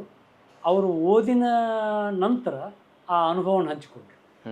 ಅದನ್ನು ನಾವು ಬಹುಶಃ ಆ ಕಂಠದಿಂದ ಬಂದ ಅನುಭವ ಅಂತ ಹೇಳಿ, ಹೃದಯದಿಂದ ಬಂದದ್ದಲ್ಲ, ಹೃದಯದಿಂದಲ್ಲ. ಇವರು ಹೃದ್ಗತ ಆಯಿತು, ಅನುಭವಜನ್ಯ. ಇವರು ಯಾರ್ದು? ತೇಜಸ್ವಿ. ಒಂದು ಹುಳ, ಒಂಟೆ ಹುಳ ಒಂದು ಗಿಡದ ಎಲೆಯನ್ನು ಕತ್ತರಿಸಿ ಬಿಡೋದರಿಂದ ಹಿಡ್ಕೊಂಡು ಅದನ್ನು ಸ್ವಲ್ಪ ಕತ್ತರಿಸಿ ಬಿಟ್ಟು ಚುಂಗ ಅಷ್ಟೇ ಹಿಡಿದಾಗ ಅದು ಮಿದುವಾದ ಮೇಲೆ ಬಿಸಿಲಿಗೆ ಅದನ್ನು ಸುರುಳಿ ಸುತ್ತಿ ಅದರಾಗ ಒಂದು ರಂಧ್ರ ಮಾಡಿ ತನ್ನ ತತ್ತಿಯನ್ನು ಇಟ್ಟು ಅದು ಕೊಂಡಿ ಏನು ಸ್ವಲ್ಪ ಉಳಿಯುತ್ತೆ ಅದನ್ನು ಕತ್ತರಿಸಿ ನೆಲಕ್ಕೆ ಒಗೆದ ಮೇಲೆ ನೆಲದ ಕಾವು ಮತ್ತು ಹಸಿ ಎಲೆ ಕಾವಿಗೆ ಆ ತತ್ತಿ ಮರಿಯಾಗುತ್ತಾ ಅನ್ನೋದನ್ನು ಕಂಡು ಹಿಡಿಬೇಕಾದ್ರೆ 15 ದಿವಸ ಅವರು ನಿರಂತರ ಬಂದು ಆ ಗಿಡದ ಕೆಳಗೆ ಕುತ್ಕೊಂಡು ಆ ಎಲೆಗಳನ್ನು ಪರೀಕ್ಷೆ ಮಾಡಿದ್ರು. ಅಂದರೆ ಎಷ್ಟು ಗಿಡದ ಮೇಲೆ ಮಲ್ಕೊಂಡು ಆ ಹುಳ ಆ ಎಲೆ ಕಡಿಯೋದನ್ನು ನೋಡ್ಯಾರ. ಪರಿಸರದ ಬಗ್ಗೆ ಎಷ್ಟು ಇನ್ವಾಲ್ವ್ಮೆಂಟ್. ಅವಾಗ ಅವರು ವಿಶ್ವಕೋಶ ತೆಗೆದು ನೋಡಿಲ್ಲ, ಆ ಕೀಟ ವಿಜ್ಞಾನದ ವಿಷಯಗಳ ಪುಸ್ತಕಗಳನ್ನು ಓದಿಲ್ಲ ಅವರು. ಅವ್ರು ತಮ್ಮ ಮನವರಿಕೆ ಆದಮೇಲೆ ತೆಗೆದು ನೋಡಿದಾಗ ಅದೇ ಹೌದಂತ. ಅದಕ್ಕೆ ಅನುಭವಜನ್ಯಕ್ಕೆ ಅವ್ರು ಭಾಳ ಮಹತ್ವ ಕೊಡ್ತಿದ್ರು. ಇದೇ ಕಾರಣಕ್ಕೆ ಕಾರಂತರು ಅವ್ರನ್ನ ಪ್ರೀತಿಸಿ ಅವ್ರ ಮನೆಗೆ ಬಂದು, ನೀನು ನನ್ನ ಅತ್ಯಂತ ವಿಷಯವನ್ನು ಮುಂದುವರಿಸಿದಂಥ ಜೀವಂತ ಪ್ರತಿಮೆ ನೀನು ಅಂತ ಅವ್ರ ಬಗ್ಗೆ ಭಾಳ ಅಭಿಮಾನದ ಮಾತನ್ನು ಹೇಳಬೇಕು ಶಿವರಾಮ್ ಕಾರಂತ. ಸರ್, ನಿಮಗೂ ತೇಜಸ್ವಿಯವರಿಗೆ ಸಿಗಬೇಕಾದ ನ್ಯಾಯ ಗೌರವ ಸಿಕ್ತು ಅಂತ ಅಂತೀರಿ, ನಿಮ್ಮಂಥ ಗಂಭೀರ ಓದುಗರನ್ನು ಹೊರತುಪಡಿಸಿ? ತೇಜಸ್ವಿಯವರಿಗೆ ಆ ರೀತಿ ಪ್ರಶಸ್ತಿ, ಈ ರೀತಿ ಲಾಭಗಳು ಸಿಗಲಿಲ್ಲ. ಅವರು ಅದನ್ನು ನಿರೀಕ್ಷೆ ಮಾಡ್ತಿರಲಿಲ್ಲ ಖರೆ. ಆದ್ರೆ ಅವ್ರ ಕೃತಿ ಅಧ್ಯಯನ ವಿಮರ್ಶೆ ಎಲ್ಲ ನಡೆದವ. ಆದರೂ ಸಹಿತ ಕೆಲವೇ ಆಯ್ಕೆ ಮಾಡಿದ ಜನ ಮಾತ್ರ. ನೀವು ಹೇಳೋದನ್ನು ಕೇಳಿದ್ರೆ ದೊಡ್ಡ ಒಂದು ಅವರ ಕೃತಿಗಳ ಬಗ್ಗೆ ದೊಡ್ಡ ಸಂಚಲನ ಉಂಟಾಗಬೇಕಾಗಿ ಸಮಾಜದಲ್ಲಿ. ನೀವು is inspiration to a great writer. ಹೌದು, ನೀವೊಬ್ಬ ಸೃಜನಶೀಲ ಮನುಷ್ಯನಿಗೆ ಪ್ರೇರಣೆ, ರೈಟರ್ ಅಂತ ಕರಿತೀನಿ. ಹೌದು, ನಾಟ್ ರೀಡರ್ಸ್ ರೈಟರ್. ಅವರು ಓದುಗರನ್ನು ನಿಜವಾದ ಓದುಗರನ್ನು ಸೃಷ್ಟಿ ಮಾಡಿದವರು. ಹೌದು, ನಮ್ಮ ಲಂಕೇಶ ಗಂಭೀರ ಓದುಗರನ್ನು ಸೃಷ್ಟಿ ಮಾಡಿದವರು. ಯುವಕರನ್ನು ಹಿಡಿದವರು ನಾವು ಹಾಯ್ ಬೆಂಗಳೂರಿನ ರವಿ ಬೆಳಗೆರೆ ಅಂತ ಹೇಳ್ತೇವೆ. ಆದರೆ ಈ ವಿಜ್ಞಾನಕ್ಕೆ ಆಕರ್ಷಣೆಯಾಗಿ IT-BT ಕ್ಷೇತ್ರದೊಳಗಿರ್ತಕ್ಕಂಥ ಜನರನ್ನು ತಮ್ಮ ಬಿಡುವಿನ ವೇಳೆಯೊಳಗೆ ಅಥವಾ ಆಕರ್ಷಿತರಾಗಿ ಈ ಓದಿನ ಒಂದು ಹುಚ್ಚಿಗೆ ಸೆಳೆದು ತಂದವರು ಯಾರು ಅಂದ್ರೆ ತೇಜಸ್ವಿ. ಈಗಲೂ ಸಹಿತ ಮತ್ತು ದೊಡ್ಡ ಸೈಜಿನ ಪುಸ್ತಕಗಳು ಇರ್ತಿರ್ಲಿಲ್ಲ ಸರ್. ಇಲ್ಲ, ಚಿಕ್ಕದೆ. ಅವ್ರು ಬರೀ 4 ಸಾಲ ಮುನ್ನುಡಿ ಬರೆದದ್ದನ್ನು ನೀವು 20 ಸಲ ಓದಿದ್ರೆ ಹೊಸ ವಿಚಾರಗಳು ಒಂದೊಂದೇ ಬರೀ 2 ಪುಟ ಅದಾವು. ತಮ್ಮ ಕೃತಿ ಬಗ್ಗೆ ತಾವೇ ಹೇಳಿದ್ದು, ಇನ್ನು ಕೃತಿಗಳು ನೀವು ಓದ್ರಿ ಅಂತ ಬಿಟ್ಬಿಡ್ತಾರೆ. ಅದು ಮಾತ್ರ ಭಾಳ ಅದ್ಭುತ. ಅವ್ರದ್ದು ಒಂದೊಂದು ವಾಕ್ಯನೂ ಭಾಳ ಏನು ಬೇರೆ ಯಾರೋ ಏನು ಜ್ಞಾನಪೀಠ ಪ್ರಶಸ್ತಿ ಪಡೆದವರು ಗ್ರಂಥದೊಳಗೆ ಅಲ್ಲಿ ಹಿಂಗೆ ಹುಡುಕಾಡಿ ಸಿಗ್ತಾವ ಅಂತ ಅನಿಸೋದಿಲ್ಲ. ಅದನ್ನು ಇವರು ಭಾಳ ಅದ್ಭುತವಾಗಿ ಹೇಳೋರು ಅಂದ್ರೆ ಇಬ್ಬರು ಕೃಪಾಕರ್ ಮತ್ತು ಸೇನಾನಿ. ತೇಜಸ್ವಿ ಬರಹದಿಂದ ಪ್ರೇರಿತರಾಗಿ ಅವರು ಏನು ಸೀಳು ನಾಯಿ ಬಗ್ಗೆ ಅಧ್ಯಯನ ಮಾಡಿ ಏನು ಬರೆದವರು, ಏನು ಆ ಕೃತಿ ಐತಲ್ಲ, ಅದು ತೇಜಸ್ವಿ ಬರಹದ ಅಪೂರ್ಣ ಸಂಪೂರ್ಣ ಪಡಿಯಚ್ಚಾಗಿದೆ. ಒಂದು ಎಲಿ ಗಿರ್ಕಂದ್ರೂ ಆ ಗಿರ್ಕ್ ಯಾಕಂತು ಅನ್ನೋ ವಿಷಯದ ಬಗ್ಗೆ ಅವರು ಆ ಪ್ರಾಣಿಯ ಸ್ವಭಾವವನ್ನು, ಇಡೀ ಕಾಡಿನ ಪ್ರಸಂಗವನ್ನು ಅದ್ಭುತವಾಗಿ ಬರೆದರು. ಅವರು ಆ ಒಡನಾಟದಿಂದ ಅವ್ರಿಗೆ ಸಾಧ್ಯ ಆಗಿದೆ. ಇಲ್ಲ ತೇಜಸ್ವಿ ಒಡನಾಟ ಇರ್ಲಿಕ್ಕಂದ್ರೆ ಅವ್ರು ಹಂಗೆ ಬರಲಿಕ್ಕೆ ಸಾಧ್ಯ ಆಗ್ತಿದ್ದಿಲ್ಲ. ಅವರು ಪ್ರಕೃತಿ ಪ್ರೀತಿ ಜೊತೆಗೇ ಬರಹ ಸಾಧ್ಯ ಇದ್ದು ಅವರಿಗೆ ಅನುಭವ ಇತ್ತು ಅವ್ರಿಗೆ. ಆದರೆ ಅಷ್ಟೇ ತೀಕ್ಷ್ಣವಾದ ಬರಹ ಸಾಧ್ಯ ಆಗಿತ್ತು ಅವರಿಗೆ. ಕೃಪಾಕರ ಮತ್ತು ಸೇನಾನಿಗೆ ಅದು ಸಾಧ್ಯ ಆಗಿತ್ತು. ಅವ್ರ ಬರಹನೂ ಅಷ್ಟೇ ಪರಿಣಾಮಕಾರಿ. ಅವರು ಒಂದೊಂದು ಘಟನೆಯನ್ನು ಹೇಳ್ತಾರೆ. ಮೊನ್ನೆ ತೇಜಸ್ವಿದು ಹೋದ ವರ್ಷ ರವೀಂದ್ರ ಕಲಾಕ್ಷೇತ್ರದೊಳಗೆ ಮತ್ತು ಚಿತ್ರಕಲಾ ಪರಿಷತ್ತೊಳಗೆ ಕಾರ್ಯಕ್ರಮ ಮಾಡಿದ್ರು, ನಾನು ಹೋಗಿದ್ದೆ. ಅವ್ರ ಜೊತೆಗೆ ಒಡನಾಟ ಇದ್ದವರು ಒಂದೊಂದು ಅನುಭವ ಹೇಳಿದ್ರೇ ದೊಡ್ಡ ಒಂದೊಂದು ಇದನ್ನು ಅನ್ನಿಸ್ತದೆ. ಅಷ್ಟು ಅವ್ರು ಸಮಗ್ರ ಇದನ್ನು ತಂದರು, 14 ಸಂಪುಟಗಳನ್ನು ತಂದಾರ. ಅವುಗಳು ಮಾತ್ರ ಭಾಳ ಅದ್ಭುತ ಕಾಣಿಕೆಗಳು ಕನ್ನಡ ಸಾಹಿತ್ಯಕ್ಕೆ. ಈ ಉಳಿದದ್ದು ಯಾವ ಕೃತಿ ನಿಲ್ತವ ಇಲ್ಲ ಗೊತ್ತಿಲ್ಲ, ಆದರೆ ಅವನು ಮಾತ್ರ ಎಲ್ಲರ ಕಾಯಿ ಇಟ್ಕೊಂಡು ಓದಬೇಕು ಅನ್ನೋ ಅಷ್ಟರ ಮಟ್ಟಿಗೆ ಅದೊಂದು ಮಕ್ಕಳಿಗೆ ತಲುಪಿಸೋ ವಿಧಾನ ಹೆಂಗೆ ಸರ್? ಅದು ಮಾತ್ರ ದೊಡ್ಡ ಸಮಸ್ಯೆ ಇದೆ. ಅದಕ್ಕೊಂದು ತಂಡನ ಬೇಕು. ಶಾಲೆ, ಈ ಸಾಹಿತ್ಯ ಪರಿಷತ್ನಂಥವು, ಅಕಾಡೆಮಿ ಅಂಥವರು ಮತ್ತು ಈ ಶಿಕ್ಷಣ ಸಂಸ್ಥೆಗಳು ಅಜೀಂ ಪ್ರೇಮ್ಜಿಯವರು ಕೆಲಸ ಮಾಡಲಿಕ್ಕಿದ್ದಾರೆ. ಅವರು ಏನಂದ್ರೆ ಪರಿಕಲ್ಪನೆ ಕೊಟ್ಟು ಅವರಿಗೆ ಶಿಕ್ಷಣ ಕೊಡ್ಲಿಕ್ಕಿದ್ದಾರೆ, ಬರೀ ಇದನ್ನು ಕೊಡೋದಿಲ್ಲ. ಅಜೀಂ ಪ್ರೇಮ್ಜಿಯವರು ಶಿಕ್ಷಕರಿಗೆ ತರಬೇತಿ ಕೊಡ್ತಾ ಇದ್ದಾರೆ ಸರ್? ಹೌದು, ಶಿಕ್ಷಕರಿಗೆ ಮಕ್ಕಳಿಗೂ ತರಬೇತಿ ಕೊಡಿಸ್ತಾರೆ. ಮಕ್ಕಳಿಗೂ ನಾನು ಅದರೊಳಗೆ ರಿಸೋರ್ಸ್ ಪರ್ಸನ್ ಆಗಿ ಸುಮಾರು 3 ವರ್ಷದಿಂದ ಕೆಲಸ ಮಾಡ್ತಾಯಿದ್ದೀನಿ. ಆ ಕೆಲಸ ಮಾಡೋಕೆ ಅವರು ಅದನ್ನು ಕೊಡುವಂಥ ಪ್ರಯತ್ನ ಮಾಡ್ತಾರೆ. ಅಂಥವ್ರು ಕೂಡಿಕೊಂಡು ಏನಾದ್ರು ಪ್ರಯತ್ನ ಮಾಡಿದರೆ ಮಕ್ಕಳಿಗೆ ಮುಟ್ಟುವಂಥದ್ದಾಗುತ್ತೆ. ಮಕ್ಕಳಿಗೆ ಬೇಕಾದಷ್ಟೇ ಕೃತಿಗಳನ್ನು, ಅಷ್ಟೇ ಚಿಕ್ಕ ಪುಸ್ತಕಗಳನ್ನು ನಾವು ಅವರಿಗೆ ಕೊಟ್ಟು ಓದುವ ಅಭಿರುಚಿ ಹುಟ್ಟಿಸಿದ್ರೆ ಅವ್ರು ಹುಡುಕೊಂಡು ಬರ್ತಾರೆ. ಒಂದು ಸಲ ಒಂದು ಶಾಲೆಯೊಳಗೆ ಎಲ್ಲ ಹುಡುಗರು ಹೋದ್ಮೇಲೆ ನಾವು ಅಷ್ಟೇ ನಿಂತಾಗ ಒಂದು ಹುಡುಗ ಬಂದು, ಸರ ನನ್ನ ಹತ್ರ ರೊಕ್ಕಿಲ್ಲ, ಈಗ ಏನು ಹೇಳಿದ್ರಲ್ಲಿ ಕತೆ ಪುಸ್ತಕ ಐತಲ್ಲ, ಇದನ್ನು ನಾನು ತೊಗೊತೀನಿ, ನಾಳೆ ನಾನು ನಮ್ಮ ಸರ್ ಕೈ ತಂದು ರೊಕ್ಕ ಕೊಡ್ತೀನಿ ರೀ, ಈ ಪುಸ್ತಕ ನನಗೆ ಕೊಡ್ರಿ. ಅಂದರೆ ಇಷ್ಟರ ಮಟ್ಟಿಗೆ ಆ ತೇಜಸ್ವಿ ಕತೆ ಹೇಳಿದರೆ ಆ ಪುಸ್ತಕ ಕೊಳ್ಳುವಂಥ ಅಭಿಲಾಷೆ ಐತಿ ಮಕ್ಕಳಿಗೆ. ಆದರೆ ಅದಕ್ಕೆ ತಕ್ಕಂಥ ಪರಿಸರವನ್ನು ಶಿಕ್ಷಕರು, ಈಗ ನೀವು ತೊಗೊಂಡು ಹೋಗುವಂಥ ಶಿಕ್ಷಕರು ನಾವು ಕೊಟ್ಟು ಕಳಿಸಿದ್ವಿ, ಶಿಕ್ಷಕರು ಕೊಡಬೇಕು, ಅವ್ರಿಗೆ ಕೊಡಿಸ್ಬೇಕಂತ ಪುಸ್ತಕನ, ಅಥವಾ ಅಜೀಮ್ ಪ್ರೇಮ್ ಅಂತರೋ ಅಥವಾ ಮತ್ತೊಂದು ಸಂಸ್ಥೆಯವರು ಸಾಹಿತ್ಯ ಪರಿಷತ್ ಅಂತವರು ಅಂತ ಮುಗಿಸುವಂಥ ಪ್ರಯತ್ನ ಮಾಡಬೇಕು. ಈ ಸಮ್ಮೇಳನದ ಜೊತೆಗೆ ಒಳಗೆ ಕನ್ನಡವನ್ನು ಕಟ್ಟು ಕೆಲಸ ಮತ್ತು ಸಾಹಿತ್ಯವನ್ನು ಕಟ್ಟು ಕೆಲಸ ಈ ರೀತಿ ನಡೀಬೇಕಾಗಿದೆ. ಅದರದ್ದೊಂದು ದೊಡ್ಡ ಕನಸಿದ್ದಕ್ಕೆ ನಾವು ಹಿಂಗೆ ಕಟ್ಟಬೇಕು ಅಂತ ನಾವು ಒಂದು 4 ಭಾಗ ಕಟ್ಕೊಂಡು ನಮ್ಮ ಮಿತಿಯೊಳಗೆ ನಾವೇನು ಮಾಡಬೇಕು ಇದನ್ನಂತ ಮಾಡೋಕ್ಕೆ ನಾವು ಹೊರಟವು. ಸರಿ, ಅದನ್ನು ಕಥೆಯನ್ನು ಹೇಳುವ, ಕಥೆಯನ್ನು ಕೇಳುವ ಎರಡೂ ಪ್ರಕಾರಗಳನ್ನು ಸೃಷ್ಟಿ ಮಾಡಲಿಕ್ಕೆ ಈ ಎಲ್ಲ ನೇತಾತ್ಮ ಸಂದರ್ಭದಲ್ಲೂ ಹೆಂಗೆ ಅದನ್ನು ರೀಕ್ರಿಯೇಟ್ ಮಾಡ್ಲಿಕ್ಕೆ ಸಾಧ್ಯ ಆಗ್ಬೋದು? ರೀಕ್ರಿಯೇಟ್ ಮಾಡ್ಲಿಕ್ಕೆ ಸಾಧ್ಯ ಅಂದ್ರೆ ವ್ಯಕ್ತಿಗತ ನೆಲೆಯೊಳಗೆ ಯಾರಾದರೂ ಅಲ್ಲೆಲ್ಲೆಲ್ಲಿ ಮಾಡ್ತಾರೆ. ಅದ್ರ ಜೊತೆಗೆ ಮತ್ತೆ ಹೊಳ್ಳಿ ಹಿಂಗೆ ಸಂಸ್ಥೆಗಳೇ ಅಂತ ಒಂದು ತಂಡ ಕಟ್ಕೊಂಡೇ ಅದಕ್ಕೊಂದು ಸರ್ಕಾರದ ಬೆಂಬಲ ಕೊಟ್ಟು ಒಂದಿಷ್ಟು ದಿವಸ ಕೊಟ್ಟಿದ್ದರು ಶಿಕ್ಷಣ ಇಲಾಖೆಗಳು. ಶನಿವಾರ ದಿವಸ ಇಂಥ ಸಾಂಸ್ಕೃತಿಕ ವ್ಯಕ್ತಿತ್ವ ವಿಕಸನಕ್ಕೆ ಮತ್ತು ಸಾಹಿತ್ಯ ಸಾಂಸ್ಕೃತಿಕ ಕಲಿನಲ್ಲಿ ಕಾನ್ಸೆಪ್ಟ್ ಅದೇ ಇತ್ತಲ್ಲ? ಐತಿ ಆದರೆ ಅದನ್ನು ಯಾರೂ ಗೌರವಿಸುವುದಿಲ್ಲ. ಅಲ್ಲ, ಸರ್ಕಾರಿ ಶಾಲೆಗಳ ವಿನಾಶ ಆದಾಗ ಅಲ್ಲ ಇದೆ ಅದು ಪ್ರಸ್ತುತನೇ ಅನ್ಸಲ್ಲ. ಶಿಕ್ಷಕರಿಗೆ ಅದು ಹೊರೆ ಅಂತ ಅನಿಸುವಷ್ಟರ ಮಟ್ಟಿಗೆ ಅವರೇ ಬೇಜಾರು ಮಾಡ್ತಾರೆ. ಭಾಳ ಕಲಿನಲ್ಲಿಯಿಂದ ಯಾರು ಸುಧಾರಣೆಗಾರ ಶಿಕ್ಷಕರು ಅವರು ಅದನ್ನು ಆನಂದಿಸ್ತಾರೆ. ಅವರೊಬ್ಬರೇ ಮಕ್ಕಳಿಗೆ ಕೊಡೋಕೆ ಅದನ್ನು ಪರಿಸರ ಇಲ್ಲ, ಬಿಡೋದಿಲ್ಲ ಜನ. ಅಂಕ ಬೇಕು ಅಂತ ನಾವು ಖಾಸಗಿ ಶಾಲೆ ಜೊತೆ ಸ್ಪರ್ಧೆ ಮಾಡಬೇಕು, ನಾವು ಅಂಕಕ್ಕಾಗಿ ಇದನ್ನು ಮಾಡೋಕ್ಕಾಗೋದಿಲ್ಲ. ನಮಗೆ ಆ ಕಾನ್ಸೆಪ್ಟ್ ಐತ್ರಿ. ಈ ಮಕ್ಕಳ ಕವಿತೆಗಳು ಮಕ್ಕಳಿಗಾಗಿ, ತ್ರಿಪದಿಗಳು ಯಾರಿಗಾಗಿ ಮತ್ತು ಅದರ ಪ್ರತಿಫಲ ಏನು? ನಾನು ಇದೊಂದು ಹೇಳ್ಬೇಕು ನಿಮ್ಗೆ. ಭಜನಾ ಪದ, ಡೊಳ್ಳಿನ ಪದ ಮತ್ತು ಗ್ರಾಮೀಣ ಪರಿಸರದಲ್ಲಿರ್ತಕ್ಕಂಥ ಪುರಾಣಗಳನ್ನು ಬರೆಯೋರು, ಜನಪದ ತತ್ವಪದಗಳನ್ನು ಬರೆಯೋರು ಏನದಾರಲ್ಲ, ಆ ಲೋಕವನ್ನು ನಮ್ಮ ಸುಶಿಕ್ಷಿತ ಲೋಕ ಸಂಪೂರ್ಣವಾಗಿ ನಿರ್ಲಕ್ಷ್ಯ. ನಿಮ್ಮನ್ನು ಯಾರು ಪ್ರೀತಿಸೋದು? ಅಲ್ಲಿ ಬರೆದಂಥ ನಾಟಕಗಳನ್ನು ಕವಿ ಅಂತಾರೆ ಅವರು. ಈ ಕವಿ ಎಚ್.ಎನ್. ಹೋಗಾರ ಕವಿ ಬರೆದ ನಾಟಕ ಇದಂತಾರೆ, ಕತಿ ಪೂಜೆ ಮಾಡ್ತೇವೆ ಅಂತಾರೆ. ಆಮೇಲೆ ಒಂದು ಭಜನಾ ಪದ ಇದನ್ನು ಹುಲ್ಕುಂದವ್ರು ಬರ್ತಾರೆ, ಹುಲ್ಕುಂದ ಕರ್ತಾ ಇದು ಅಂತ ಎಷ್ಟು ಅಭಿಮಾನದಿಂದ ಹೇಳ್ತಾರೆ ಅಂತ ಅಷ್ಟು ಅಭಿಮಾನದಿಂದ ಹೇಳ್ತಾರೆ. ಅದನ್ನು ನಮ್ಮ ಸುಶಿಕ್ಷಿತ ಸಮುದಾಯ ಸಂಪೂರ್ಣವಾಗಿ ಅಲಕ್ಷ್ಯ ಮಾಡ್ತಾರೆ. ಅವ್ರಿಗೆ ಏನು ಆಟದೊಳಗೆ, ಪುರಾಣದೊಳಗೆ ಮತ್ತು ಈ ದೇಸಿ ತ್ರಿಪದಿ ಒಳಗೆ, ಈ ಡೊಳ್ಳಿನ ಪದ್ದೊಳಗೆ, ಭಜನಾ ಪದ್ದೊಳಗೆ ಏನು ಶಿಕ್ಷಣ ಕೊಡ್ತೈತೆ ಅನ್ನೋದನ್ನು ಅದನ್ನು ನಾವು ಭಾಳ ಅಲಕ್ಷ್ಯ ಮಾಡಿದ್ವಿ. ಆ ಕಾರಣಕ್ಕೆ ನನಗೆ ಆ ದೇಸಿ ಸೆಳೆತ ಇರೋದರಿಂದ ನಾನು ವಿಶೇಷವಾಗಿ ದೇಸಿ ತ್ರಿಪದಿಯೊಳಗನೆ ಯಾರು ಬರ್ತಾರೆ ಅವರು ಗನ್ಮಠ ಶಿವಗಳು ತ್ರಿಪದಿಯೊಳಗೆ ಬರ್ತಾರೆ. ಅಲ್ಲಮ ಪ್ರಭು ಸಂಪೂರ್ಣವಾಗಿ ದೇಸಿ ಸಂಸ್ಕೃತಿಯಿಂದ ಬಂದವು. ಈಗ ಯಾರು ಶಿಶುನಾಳ ಶರೀಫ್ನ ಅಂಥದ್ದಿಂದ ಬಂದವು. ಭಾಳಷ್ಟು ಜನ ಆ ತ್ರಿಪದಿ ಮತ್ತು ಈ ಗ್ರಾಮೀಣ ಸಂಸ್ಕೃತಿಯನ್ನು ಪ್ರೀತಿಸ್ತವರು.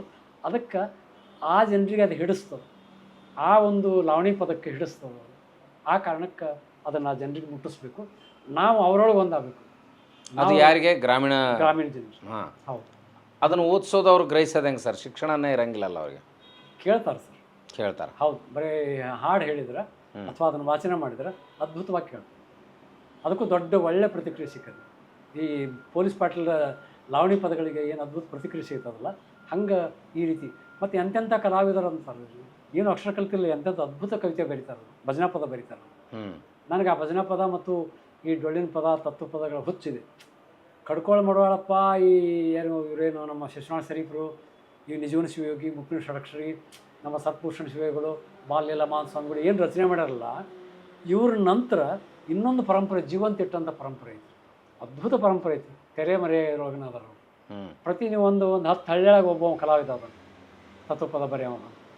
ಏನು ನಿಶಾನ ಹಚ್ಚಿ ನಾನು ಇದಕ್ಕೆ ಉತ್ತರ ಹೇಳ್ತೀನಿ, ಪುರಾಣ ಸಂಗತಿಗಳಿಗೆ ಇದಕ್ಕೆ ಈ ಬೆಡಗು ಹೊಡಿತೀನಿ ಅನ್ನುವಂಥ ಪ್ರತಾ ಕಟ್ಟೋರು. ಆದರೆ ಅದನ್ನು ಯಾರು ಕೇಳೋದಿಲ್ಲ. ಆದರೆ ಯೂಟ್ಯೂಬ್ನಾಗ ಮಾತ್ರ ಅವ್ರು ಭಾಳ ಚಲಾವಣೆ ನೋಡಿದ್ರು. ಯೂಟ್ಯೂಬ್ನೊಳಗೆ ಮಾತ್ರ ಅದ್ಭುತ ಇದು ಏನದವ್ರಿ ಹಾಡುಗಳದವ ಮತ್ತು ಅದ್ಭುತ ಚಲಾವಣೆ ಆಗೈತಿ. ನನಗೆ ಮಕ್ಕಳ ಸಾಹಿತ್ಯ ರಚನೆಗೆ, ತತ್ವಪದ ರಚನೆಗೆ, ತ್ರಿಪದಿ ರಚನೆಗೆ ಭಾಳಷ್ಟು ಭಾಷೆ ಕುರಿತಾದ ಜ್ಞಾನ ಬಂದು ಅವನು ಕೇಳೋದ್ರಿಂದ ಬಾಲ್ಯದೊಳಗೂ ಪ್ರತ್ಯಕ್ಷವಾಗೂ ಕೇಳೇನಿ. ಜೊತೆಗೆ ಈಗ ಪ್ರತ್ಯಕ್ಷ ಇದ್ದಿದ್ದು ಸಹಿತ ನಿರಂತರ ದಿವಸಕ್ಕೆ 1 ತಾಸು 2 ತಾಸು ಅವನ್ನ ಕೇಳಿದಾಗ ಸಮಾಧಾನ ಇರ್ತೈತಿ. ಅದು ಮಾತ್ರ ದೊಡ್ಡ ತರಬೇತಿ ಕೊಡ್ತದೆ. ಅದು ಮಾತ್ರ ಗ್ರಾಮೀಣ ಪ್ರದೇಶದ ಜನರಿಗೆ. ಈಗ ಪೂರೈಸಲೇಬೇಕಾದ ಬರಹದ ಅಸೈನ್ಮೆಂಟ್ ಏನು ಸರ್ ನಿಮ್ಮ ಮುಂದಿರುವಂಥದ್ದು? ನನಗಿನ್ನೂ ಈ ರೀತಿ ಕೃತಿಗಳನ್ನು ವಿಶೇಷವಾಗಿ ಈ ಮುಗ್ಧತೆ ಇರುವಂಥ ಜನರಿಗೆ ಮುಟ್ಟಿಸ್ಬೇಕನ್ನುವಂಥದ್ದು.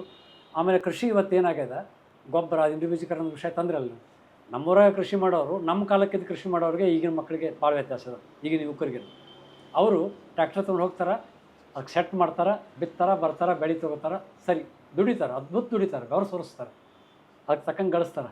ಆದರೆ ಆಗಿನ ನೆಲದ ಜೊತೆಗಿನ ಸಂಪರ್ಕ ಅವ್ರಿಗಿಲ್ಲ. ನೆಲದ ಜೊತೆಗಿನ ಒಡನಾಟ ಅವ್ರಿಗಿಲ್ಲ. ಅದಕ್ಕೆ ಆ ಒಂದು ಪರಿಕಲ್ಪನೆಯನ್ನು ತಂದು ನೀವು ಈ ತಾಂತ್ರಿಕವಾದಂತಹ ಯಾಂತ್ರಿಕ ಜೀವನ ಇದನ್ನು ಬಳಸ್ಕೊಳ್ಳೋದ್ರ ಜೊತೆಗೇ ನಮ್ಮ ಮೂಲ ಜೀವನ ವಿಧಾನ ಏನು ಕೃಷಿ ಪದ್ಧತಿ ಇತ್ತಲ್ಲ ಅದನ್ನು ಉಳಿಸ್ಕೋಬೇಕು ಅನ್ನುವಂಥ ರೀತಿ ಒಳಗೆ ಕೆಲಸ ಮಾಡಬೇಕು ಅಂತ ಅವ್ರಿಗೆ ಏನು ಆ ತಿಳುವಳಿಕೆಯನ್ನು ಹೇಳಬೇಕಾದಾಗೈತೆ ಕೃಷಿಕರಿಗೆ. ಈ ಸಾವಯವ ಇವೆಲ್ಲ ಏನೇನು ಮಾಡ್ತಾರಲ್ರಿ ಅದಕ್ಕೆ ಆ ಕೆಲಸ ನಡೆದದೆ. ಆದರೆ ಅದು ಕೆಲವೇ ಜನರನ್ನ ಆಯ್ಕೆ ಮಾಡ್ಕೊತಾರೆ. ಇದು ಹಂಗಲ್ಲ, ಇಡೀ ಊರೊಳಗೆ ಪ್ರತಿಯೊಬ್ಬರಿಗೂ ಆ ಕಾನ್ಸೆಪ್ಟ್ ಬರುವಂಗೆ ಅಂಥ ತರಬೇತಿಯನ್ನು ಅಂಥ ರೀತಿಯ ಪ್ರಜ್ಞೆಯನ್ನು ಅವ್ರಿಗೆ ತುಂಬಬೇಕು. ನೀವು ಹೆಂಗೆ ಇಂಗ್ಲೀಷ್ ಶಿಕ್ಷಣ ಪದ್ಧತಿ ಶಿಕ್ಷಣ ವ್ಯವಸ್ಥೆಯನ್ನು ಹಾಳು ಮಾಡ್ತು ಅಂತ ಹೇಳಿದ್ರಿ, ಹಾಗೆ ಸಣ್ಣ ಹಿಡುವಳಿದಾರರಿದ್ದಾಗ ಅದು ಜೀವಂತ ಉಳಿದಿತ್ತು. ಯಾವಾಗ ಮಲ್ಟಿನ್ಯಾಷನಲ್ ಕಂಪ್ನಿಗಳು 1000 ಎಕರೆ ಜಮೀನನ್ನು ತೊಗೊಂಡು ಯಂತ್ರೋಪಕರಣಗಳನ್ನು ಬಳಸಿ ಕೃಷಿ ಮಾಡ್ಬೇಕಂದಾಗ ಇದು ಮಿಸ್ ಹೊಡಿತು. ಇದನ್ನು ಅದು ಶಿಕ್ಷಣ ವ್ಯವಸ್ಥೆಯನ್ನು ಹಾಳು ಮಾಡಿತು, ಇದು ಕೃಷಿ ವ್ಯವಸ್ಥೆಯನ್ನು ಹಾಳು ಮಾಡಿತು. ಅಂದರೆ ಕೃಷಿ ವ್ಯವಸ್ಥೆ ನನ್ನ ಜೀವದ ಉಸಿರು, ನನ್ನ ಧಮನಿಗಳಲ್ಲಿ ಹರಿಯುವ ರಕ್ತ ಪರಿಚಲನೆ ಅನ್ನುವಷ್ಟು ಪ್ರೀತಿಸಿದಂಥ ಏನು ನಮ್ಮ ಒಕ್ಕಲಿಗರಿದ್ರಲ್ಲ, ಆ ಪ್ರಜ್ಞೆ ಭೂಮಿ ಬಗ್ಗೆ ಪ್ರೀತಿ ಐತಿ, ಬರೋ ಬೆಳೆ ಬಗ್ಗೆ ಪ್ರೀತಿ ಐತಿ, ಆದರೆ ಅಷ್ಟು ಒಡನಾಟ ಉಳಿಸ್ಕೊಳ್ಳಲ್ಲ ಈಗಿನ ಜನ ಉಳಿಸ್ಕೊಳ್ಳೋದು ದುಡಿಯುವ ಮಕ್ಕಳು. ಆ ಕಾರಣಕ್ಕೆ ಅದನ್ನೊಂದು ಆ ಪ್ರಜ್ಞೆಯೊಂದು ತುಂಬಿಟ್ರೆ ಅವ್ರಿಗೆ ಭಜನೆ, ಪಗಡಿ, ಗ್ರಾಮೀಣ ಆಟ, ಚಕಡಿ, ಗಾಲಿ ಕಡ್ಯಾಕ್ ಮಾಡೋದು, ಹಿಂಗೆ ಬೇರೆ ಬೇರೆ ಸ್ಪರ್ಧೆಗಳ ಜೊತೆಗೇ ಅವ್ರಿಗೆ ಈ ನೆಲದ ಒಡನಾಟದ ಆ ಒಕ್ಕಲಿತನದ ಕೃಷಿ ಪ್ರೀತಿಯನ್ನು ಬಳಸಬೇಕು. ನಿಮ್ಮ ಪ್ರಕಾರ 3 ಪ್ರಕಾರಗಳು ಉಳಿಬೇಕು: ಕೃಷಿ, ಶಿಕ್ಷಣ ಮತ್ತು ಗ್ರಾಮೀಣ ಕಲೆಗಳು. 3 ಇಂದಿನ ಅಗತ್ಯ. ಅದರ ಜಾಗತೀಕರಣ, ನಿರ್ಬೀಜೀಕರಣ, ಆಧುನಿಕ ಶಿಕ್ಷಣ ವ್ಯವಸ್ಥೆ ಇವು 3 ನಾಶ ಮಾಡ್ತಾ ಇರಬೇಕಾದಾಗ ಅದರ ಫೋರ್ಸ್ ಎಷ್ಟು ಇರ್ಬೇಕಂತ ನೀವು ಬಯಸ್ತಾರೆ? ಅದನ್ನು ಎದುರಿಸುವಂಥ ಶಕ್ತಿ ಇರೋದ ಇವಕ್ಕೆ. ಅದಕ್ಕೆ ಅದನ್ನು ನಾವು ಹೆಂಗೆ ಆ ಜನರಲ್ಲಿ ಬಳಸಬೇಕು, ಹೆಂಗೆ ಆ ಒಂದು ಪರ್ಯಾಯವಾದ ರೀತಿಯೊಳಗೆ ಒಂದು ಸಂಘಟನೆ, ಒಂದು ಸಮೂಹದ ಚಟುವಟಿಕೆ ಅಂತ ಅದನ್ನು ಬಳಸಬೇಕು ಅನ್ನೋದ್ರ ಬಗ್ಗೆ ನಾವು ಯೋಚನೆ ಮಾಡ್ತೀವಿ.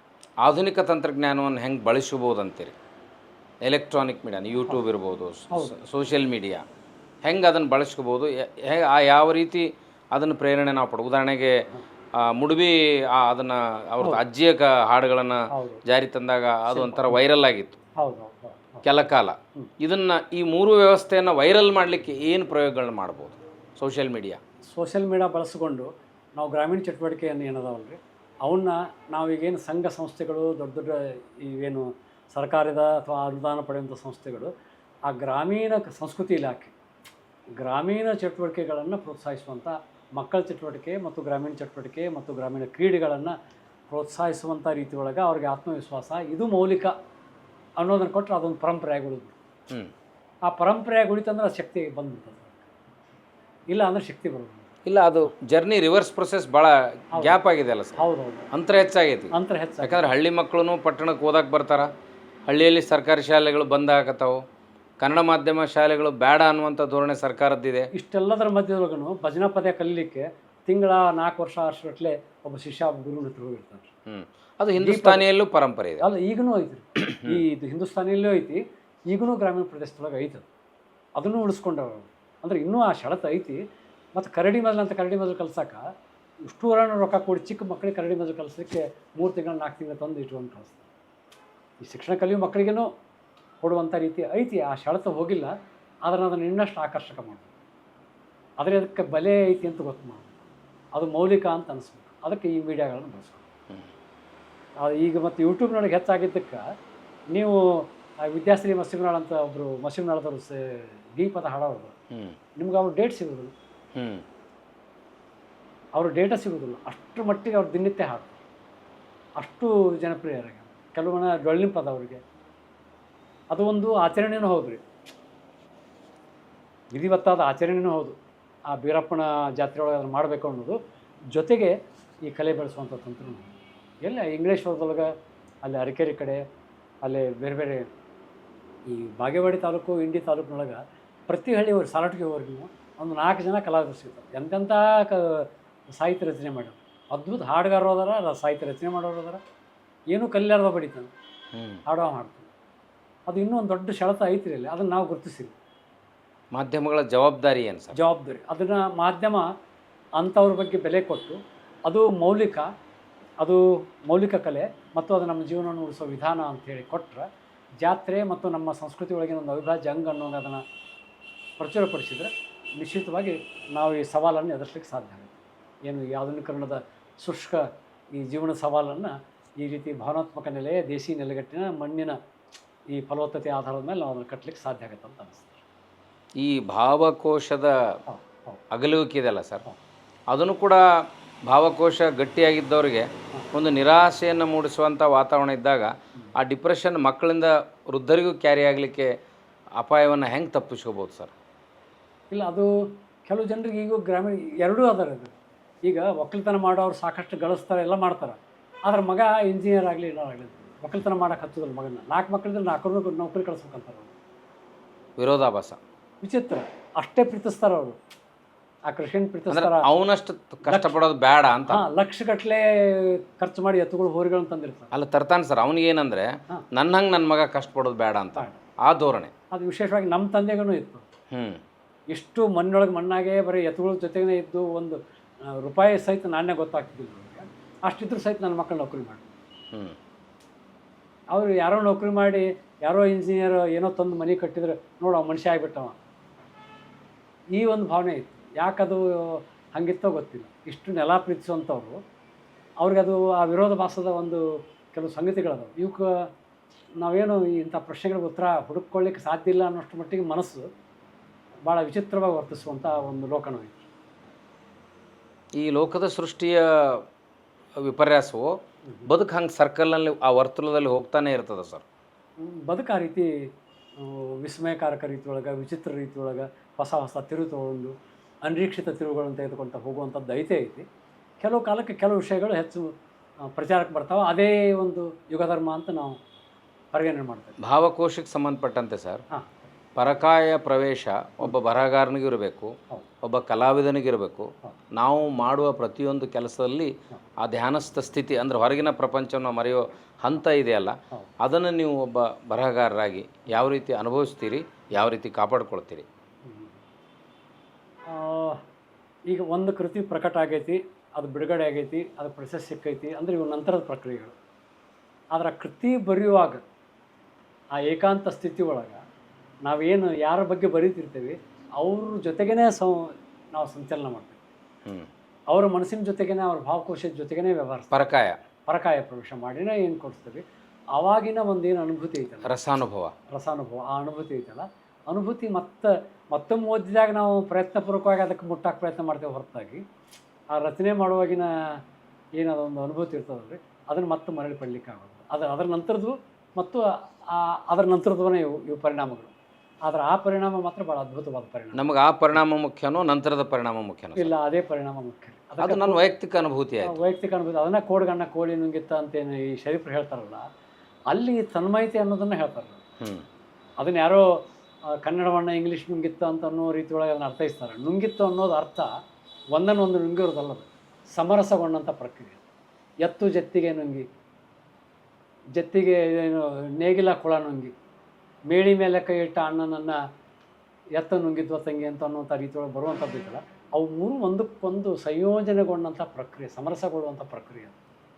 ಅದು ಆ ರೀತಿ ನಾನೇನು ಬರೀತೇನೆ ಆ ವಿಷಯದೊಳಗೆ ಸಿದ್ದೇಶ್ವರ ಸ್ವಾಮಿಗಳು ಹೇಳ್ತಿದ್ರು, ತಿಂಗಳ ಪ್ರವಚನ ಹೇಳಿದ ಮೇಲೆ ನಾನು ಏನೂ ಹೇಳಿಲ್ಲ, ನೀವು ಏನೂ ಕೇಳಿಲ್ಲ, ನಾನು ಹೇಳುವ ಕ್ರಿಯೆನ ಇಲ್ಲಿ ಹೇಳುವ ಕ್ರಿಯೆ ನಡೆದಿದೆ, ಕೇಳುವ ಕ್ರಿಯೆ ನಡೆದಿದೆ. ಆ ಹೇಳುವ ಕೇಳುವ ಕ್ರಿಯೆಗಳಿಗೆ ಏನು ಅನುಭೂತಿ ಸಿಗಬೇಕು ಆ ಅನುಭೂತಿ ಸಿಕ್ಕಿದೆ. ಅನುಭೂತಿ ಔಟ್ಕಮ್ ಕೊಡದೆ ಹೋದರೆ ಅಲ್ಲ, ನಾನು ಹೇಳುವ ಭಾವ ನನಗಿದ್ದಿಲ್ಲ, ನಾನು ಆನಂದಿಸ್ಕೋತಾನೆ ಹೇಳ್ತಿದ್ದೆ. ನನಗೆ ಹೇಳೋ ಭಾವ ಇದ್ದಿಲ್ಲ, ನಿಮಗೆ ಕೇಳ್ತಾನೆ ಅನ್ನೋ ಭಾವ ಇದ್ದಿಲ್ಲ, ನೀವು ವಿಷಯದೊಳಗೆ ತಲ್ಲೀನರಾಗಿದ್ದೀರಿ. ಹೀಗಾಗಿ ಅದು ಉಳಿಲಿಲ್ಲ ಅಂದ್ರೆ ಅದು ಉಳಿತೈತೆ. ಅದೇ ರಸ, ಅದೇ ನಿಜವಾದ ಇದರ ಏನು ಸಾಹಿತ್ಯದ ಅಥವಾ ಆಲಿಸುವ ಪ್ರಕ್ರಿಯೆ ಅಥವಾ ಘಟಿಸುವ ಒಂದು ಸಂಗೀತದ್ದಾಗಲಿ ಯಾವುದೇ ಕಲೆಯ ಜೀವಂತ ಜೀವಾಳನ ಅದು. ಆ ತಾದಾತ್ಮ್ಯನೇ ಅದು ದೊಡ್ಡ ಜೀವಾಳ, ಸಾಮರಸ್ಯ ಅನ್ನೋದು ಆ ಕ್ಷಣದವರೆಗೆ ಒಂದು ಬೇರೆ ಲೋಕದಲ್ಲಿ ವ್ಯವಹರಿಸುವುದೇ ಒಂದು ಪರಿಣಾಮ, ಅದು ಔಟ್ಕಮ್. ಹೌದು, ಅದು ಮಾತ್ರ. ಅದನ್ನು ನೀವು ಸಿದ್ದೇಶ್ವರ ಸ್ವಾಮಿಗಳ ಪ್ರವಚನದಲ್ಲಿ ಗುರುತಿಸಿದ್ರಿ. ಆಮೇಲೆ ಸರಿಪನ ಹಾಡಿನೊಳಗೆ ಅಥವಾ ಕಡ್ಕೊಳ್ ಮಡುವಪ್ಪನ ಹಾಡಿಗೆ, ಅಲ್ಲಂ ಪ್ರಭುವಿನ ರಚನೆ ಒಳಗೆ ನೀವು ಏನು ಓದಿದ್ರು ಆ ಸಾಮರಸ್ಯದ ಪ್ರಕ್ರಿಯೆ ಬಂದ್ಬಿಡ್ತು. ಶಾಲೆಯೊಳಗೆ ನಾವು ಕಾರ್ಯಕ್ರಮ ಕೊಟ್ಟರು ಸಹಿತ ಮಕ್ಕಳು ತಾವು ಮಕ್ಕಳನ್ನು ಮರ್ತು ಬಿಟ್ಟಿರ್ತಾರೆ, ನಾವು ಶಿಕ್ಷಕರನ್ನು ಮರ್ತು ಬಿಡ್ತೀವಿ. ಅಲ್ಲಿ ಕ್ರಿಯೆ ನಡೀತದೆ, ಪ್ರಕ್ರಿಯೆ ನಡೀತದೆ. ಆದರೆ ನಾವು ಯಾರು ಕಳ್ಕೊಂಡು ಹೋಗ್ಬಿಟ್ಟಿರ್ತೀವಿ, ನಮ್ಮ ಥರ ಕಳ್ಕೊಂಡ್ಬಿಟ್ಟಿರ್ತೀವಿ. ನನ್ನ ಅಹಂಕಾರ, ನಾ ಪ್ರೊಫೆಸರ, ನನ್ನ ಕೋಡು, ನನಗಿಷ್ಟು ಪಗಾರ, ಇದು ಇರೋದಿಲ್ಲ. ನಾವು 1ನೇ ಮಕ್ಕಳು 4ನೇ ಮಕ್ಕಳು ಅನ್ನೋದು ಆ ಪ್ರಜ್ಞೆನೂ ಅವ್ರಿಗೆ ಇರೋದಿಲ್ಲ. ನಾ ಶ್ರೀಮಂತರ ಬಡವ್ರ ಮಗ, ಜಾತಿಯವ, ಏನೂ ಇರೋದಿಲ್ಲ. ಅಲ್ಲೇನು ರಸಾನುಭೂತಿ ಅನುಭೂತಿ ಅವ್ರಿಗೆ ಸಿಗ್ತಾವಲ್ಲ, ಅದು ಒಂದು ದೊಡ್ಡ ಸಂಯೋಜನೆ. ಅದನ್ನು ಅವರು ಶರೀಫ್ ಹೇಳೋದು. ಕೋಡ್ಗಣ್ಣ ಕೋಡಿ, ಒಳ್ಳು ಒಣಕೆ ನುಂಗಿ, ಆಡು ಆಣೆ ನುಂಗಿ ಅನ್ನುವಂಥ ಏನು ಪ್ರಕ್ರಿಯೆಗಳವಲ್ಲ, ಆ ಎಲ್ಲ ಪ್ರಕ್ರಿಯೆಗಳು, ಅದು ಮಗ್ಗ ಲಾಳಿಯ ನುಂಗಿ ಏನು ಬರ್ತಾವಲ್ಲ, ಅವೆಲ್ಲ ಪ್ರಕ್ರಿಯೆಗಳು ತನ್ಮಯತೆಯ ಪ್ರಕ್ರಿಯೆಗಳೇನು, ಆಧ್ಯಾತ್ಮದ ಅನುಭವದಿಂದೊಳಗೆ ಮತ್ತು ಬದುಕಿನ ಸಾಮಾನ್ಯ ಪ್ರಕ್ರಿಯೆಯೊಳಗೆ ನಡೆಯುವಂಥ ಕ್ರಿಯೆಗಳನ್ನೇ ಅವರು ಹೇಳಿದರು. ಅದನ್ನು ನುಂಗೋದು ಅನ್ನುವಂಥ ಒಂದು ಹೊಸ ಪರಿಕಲ್ಪನೆ ಒಳಗೆ ಅದನ್ನು ಕೊಟ್ಟು ಸಾಮರಸ್ಯವನ್ನು, ತಾದಾತ್ಮ್ಯವನ್ನು ಹೇಳಿ. ನುಂಗೋದು ಸಂಗಮನೂ ಇರ್ಬೋದು. ಸಂಗಮನೇ ಇದು, ಸಂಗಮನೇ. ನಾವು ಅದನ್ನು ನುಂಗ್ತೈತಿ ಅಂತಂದ್ರೆ ಈ ನೀವು ನಮ್ಮ ಮೇಲೆ ಪ್ರಭಾವ ಬೀರಿರಿ ಅಂತಲ್ಲ, ನೀವು ಸಮರಸಗೊಳ್ಳೋದು. ಅದೇ ಸಂಗಮ. ನಿಮ್ಮ ಮಾತಿನ ಇದರೊಳಗೆ ನಾನು ತನ್ಮಯಗೊಳ್ಳೋದು, ನನ್ನ ಕೇಳುವಿಕೆ ಒಳಗೆ ನೀವು ನಿಮ್ಮ ತನನ ಬಿಚ್ಚಿಕೊಡೋದು. ಕೇಳುವಿಕೆಯ ಪ್ರಕ್ರಿಯೆ ಭಾಳ ದೊಡ್ಡದು. ಹೇಳುವನ ನಿಜವಾದ ಶಕ್ತಿ ಮತ್ತು ಅವನ ಭಾವಕೋಶವನ್ನು ಸಮರ್ಪಕವರತಿಯೊಳಗೆ ಅದನ್ನು ಅನಾವರಣಗೊಳಿಸೋದಕ್ಕೆ ಕಾರಣ ಆಗೋ ಕೇಳೋದು. ಎರಡು ಭಾವನೆಗಳ ಸಮೀಕರಣ ಆಗ್ಬೇಕಲ್ಲ ಸರ್. ಕೇಳುವ ಮತ್ತು ಹೇಳುವನ ಸಮೀಕರಣ ಆಗದ ಹೊರತು ಅದರ ಭಾವ ವಿರೇಚನೆ ಆಗಲಿಕ್ಕೆ ಸಾಧ್ಯ ಇಲ್ಲ. ಕೆಥಾರ್ಸಿಸ್ ಭಾವ ಇದೆಯಲ್ಲ, ಅದು ಸಮರಸಗೊಂಡಾಗನೇ ಸಾಧ್ಯ. ಈ ರಸಾನುಭೂತಿ ಅನ್ನುವಂಥದ್ದನ್ನು ಸಹಿತ ನಮ್ಮ ಭಾರತೀಯ ಕಾವ್ಯಮೀಮಾಂಸೆ ಬರೋದನ್ನು ಇದೆ. ಅದು ಕೇಳುವ ಮಾತನಾಡುವ ಪ್ರಕ್ರಿಯೆ ಕೃತಕ ಆದಾಗ ಯಾವ ರಸವೂ ಉಂಟಾಗಿರೋದಿಲ್ಲ. ಅದು ಅಂಕ ಮತ್ತು ಬರವಣಿಗೆ ಅಥವಾ ಇದಕ್ಕೆ ಒಂದು ಸೀಮಿತ ಆಗಿ ನಿಂತಿರ್ತದೆ ಅಷ್ಟೇ. ಇದು ಈ ತಾದಾತ್ಮ್ಯತೆ ಐತಲ್ರಿ, ಆ ತಾದಾತ್ಮ್ಯತೆ ನಿಜವಾಗ. ಅದಕ್ಕೆ ನಮ್ಮ ಆರೋಗ್ಯ ಪ್ರಕ್ರಿಯೆಯಲ್ಲಿ ದೈಹಿಕ ಆರೋಗ್ಯ, ಮಾನಸಿಕ ಆರೋಗ್ಯ, ಭಾವನಾತ್ಮಕ ಆರೋಗ್ಯದ ಜೊತೆಗೆ ಆಧ್ಯಾತ್ಮಿಕ ಆರೋಗ್ಯದ ಕುರಿತು ಯಾಕೆ ಇವತ್ತು WHO ಮಾತಾಡ್ತಿದೆ ಅಂದರೆ, ಈ ಭಾವ ತಾದಾತ್ಮ್ಯತೆ ಬರಲಿಕ್ಕೆ ನೀವು ಪ್ರತಿಯೊಂದು ಘಟನೆಗಳನ್ನು, ಪ್ರತಿಯೊಂದು ವಿಷಯಗಳನ್ನು ಕೊನೆಗೆ ನೀವು ಅದರ ತಾರ್ಕಿಕ ಅಂತ್ಯ ಮಾಡಬೇಕಾಗಿದ್ದು ಆಧ್ಯಾತ್ಮದ ನೋಟದಲ್ಲಿ, ಆಧ್ಯಾತ್ಮದ ಒಳನೋಟದಲ್ಲಿ. ಯಾರಿಗೆ ಆಧ್ಯಾತ್ಮದ ಒಳನೋಟ ಇರೋದಿಲ್ಲ, ನಮ್ಮ ಸಾಮಾನ್ಯ ಬದುಕು ಕೂಡ ಗೊಂದಲ, ಡಿಸ್ಟರ್ಬೆನ್ಸ್, ಆತಂಕದಿಂದ ಕೂಡಿರ್ತದೆ ಅನ್ನೋದನ್ನು ಈಗ ಮನೋವಿಜ್ಞಾನ ಒಪ್ಪಿದೆ. ಅದನ್ನು ನಾವು ಎಲ್ರಿಗೂ ಹೇಳೋ ರೀತಿ ಹೇಗೆ ಇದೇ ಮನೋವಿಜ್ಞಾನ ಕೆಲವು ಈ ಪುರಾಣದೊಳಗೆ ಸಹಿತ ಬರ್ತದೆ. ಒಬ್ಬ ಸ್ವಾಮಿ ನಾಯಿ ಹಿಡ್ಕೊಂಡು ಬಂದ, ಅದು ಇನ್ನೊಬ್ಬನ ಕಡಿಯಾಕೆ ಹೋತು, ಆದರೂ ಅವ ಹಿಡ್ಕೊಳ್ಳಿಲ್ಲ. ಇವ ವ್ಯಕ್ತಿ ಬೈತಾನ ಅವನು, ನಿನ್ನ ನಾಯಿ ನನ್ನ ಮೇಲೆ ಏರಿ ಬರ್ತೈತಿ, ಅದನ್ನ ಹಿಡ್ಕೊಳ್ಳಿ ನೀನು ಅಂಥೇಳಿ. ಈ ನಾಯಿ ತೊಗೊಂಡು ಏನು ಮಾಡ್ತೀವಿ, ನಿನಗೆ ಅರಿಷಟ್ವರೆಗೆ 6 ನಾಯಿ ಬಂದು ಏರ್ಯಾವ, ಅದನ್ನು ಮೊದಲು ರಕ್ಷಣೆ ಮಾಡ್ಕೊಂಡು. ಈ ಕುದುರೆ ಏರ್ತಿಯಲ್ಲ, ಈ ಕುದುರೆ ಎಲ್ಲ ನಿನ್ನ ಮನಸ್ಸಿನ ಕುದುರೆ ಏರು. ಈ ಸಾಮಾನ್ಯವಾದ ನಮ್ಮ ಮಕ್ಕಳ ಆಟದೊಳಗೂ ಈ ಕಳ್ಳಿ ಆಟ ಅಂತ ಬರ್ತದೆ, ಗೋಲಿ ಆಟ. ರೌಂಡ್ ಹಚ್ಚಿ ಸುತ್ತು ಕಡೆಗೆ ತ್ರಿಕೋಣ ಏನೋ ಬರೆದು ಇಡ್ತಾರೆ, ಅದ್ರಾಗ ಒಂದನ್ನು ಕಳ್ಳಿ ಅಂತ ಮಾಡಿರ್ತಾರೆ. ಆ ಕಳ್ಳಿಗೆ ಹೊಡೆದ್ರೆ ಅಷ್ಟು ಗೋಟಿಗಳು ಅವಂಗ ಹೋಗ್ತವೆ. ಅಂದರೆ ಕಳ್ಳ ಮನಸ್ಸು ಹೊಡೆದ್ರೆ ಪಂಚೇಂದ್ರಿಯಗಳು ನನ್ನ ಹಿಡಿತಕ್ಕೆ ಸಿಗ್ತಾವೆ. ಈ ರೀತಿಯ ನಮ್ಮ ಈ ದೇಶೀಯ ಪ್ರಜ್ಞೆಯೊಳಗೆ ಆಧ್ಯಾತ್ಮ ಅನ್ನೋದು, ಆ ಅನುಭವ ಅನ್ನೋದು ಬೇರೆ ಬೇರೆ ರೀತಿಯೊಳಗೂ ಸಹಿತ ಅದು ಭಾಳಷ್ಟು. ಇವ್ರು ಬಿಟ್ಟು ಇವ್ರು ಯಾರು ಅನ್ನೋದು, ಸಿದ್ದು ಆ್ಯಪಲ್ ಪರ್ವಿ ಬಿಟ್ಟು ಇವ್ರು ಯಾರು ಅನ್ನೋದನ್ನು ನೀವೇ ನಿಮ್ಮನ್ನು ಕೇಳ್ಕೊಳ್ಳೋದು, ನಾನೇ ನಿಮ್ಮ ಬಗ್ಗೆ ತಿಳ್ಕೊಳ್ಳೋದು. ನಿಮ್ಮ ಈ ಹೊರಗಿನ ಈ ಭೌತಿಕ ಈ ವ್ಯಕ್ತಿತ್ವವನ್ನು ಬಿಟ್ಟು ಬೇರೆ ಏನದಿರಿ ನೀವು. ಇಂತಹ ರೀತಿಯ ಆಲೋಚನೆಗಳು ನಮ್ಮ ದೇಶಿ ಪರಂಪರೆ. ಅದನ್ನೇ Shakespeare I am not what I am ಅಂತ ಹೇಳ್ತಾನೆ. ಅದನ್ನೇ ಹುಚ್ಚರ ಪಜ್ಜ ಯಾವುದು ಹೌದು ಅದು ಅಲ್ಲ ಅಂತ. ಕೊನೆಗೆ ನಮ್ಮ ಭಾವಕೋಶ ನಿಲ್ಲೋದೇ ಆಧ್ಯಾತ್ಮದ ನೆಲೆಯಲ್ಲಿ ನಿಲ್ತದೆ. ಅದಕ್ಕೊಂದು ನೆಮ್ಮದಿ ಕೇಂದ್ರ ಇದೆ. ಆ ನೆಮ್ಮದಿ ಕೇಂದ್ರವನ್ನು ಅರಸ್ತದೆ ಮನುಷ್ಯ. ಅದು ನೆಮ್ಮದಿ ಕೇಂದ್ರದ ತಂಗುವಿಕೆ. ತಲುಪುವಿಕೆ. ಅದು ಸಂಗೀತ, ಚಿತ್ರಕಲೆ ಎನ್ನೇ ಇರಲಿ, ಅದು ಕೊನೆಗೆ ಬಂದು ಅಲ್ಲಿಗೆ ಬೇಕು. ಕೆಲವು ಜನ ಕಲೆಗೆ, ಆ ಸಾಹಿತ್ಯಕ್ಕೆ ಆಕರ್ಷಿತರಾಗಿರ್ತಾರೆ. ಅದ್ರ ಮುಂದೆ ಏರ್ಕೊಂತ ಹೋದಂಗೆ ಅದೊಂದು ಯಾವುದೋ ಒಂದು ನೆಮ್ಮದಿಯ, ನೀವು ಹೇಳಿದಂಗೆ ಆಧ್ಯಾತ್ಮಿಕ ಒಂದು ನಿಲುವಿನ ನೆಮ್ಮದಿನ ಬಂದಿದೆ. ಸರ್, ತಾವು ಇಷ್ಟೊತ್ತು ಬಾಲ್ಯದಿಂದ ಹಿಡಿದು ಮುಪ್ಪಿನ ಅವಸ್ಥೆವರೆಗೂ ಮನುಷ್ಯ ಅನುಭವಿಸಬಹುದಾದ ಎಲ್ಲ ಸ್ಥಿತಿಯನ್ನು ಹೇಳೋದ್ರ ಜೊತೆಗೆ ಅದು ಹೇಗೆ ತಮ್ಮ ಬದುಕು ಮತ್ತು ಬರಹದಲ್ಲಿ ಬಂತು, ಮುಖ್ಯವಾಗಿ ನಿಮ್ಮನ್ನು ಕಾಡಿದ ತೇಜಸ್ವಿ, ಯಾವ ಬರಹಗಾರನ ಬದುಕು ಮತ್ತು ಬರಹ ಏಕ ರೀತಿಯಲ್ಲಿ ಇರೋದಿಲ್ಲ, ಆ ವ್ಯಕ್ತಿ ಇತಿಹಾಸದಲ್ಲಿ ತನ್ನ ಸ್ಥಾನವನ್ನು ಸೃಷ್ಟಿ ಮಾಡಿಕೊಳ್ಳೋಕ್ಕೆ ಸಾಧ್ಯ ಇಲ್ಲ.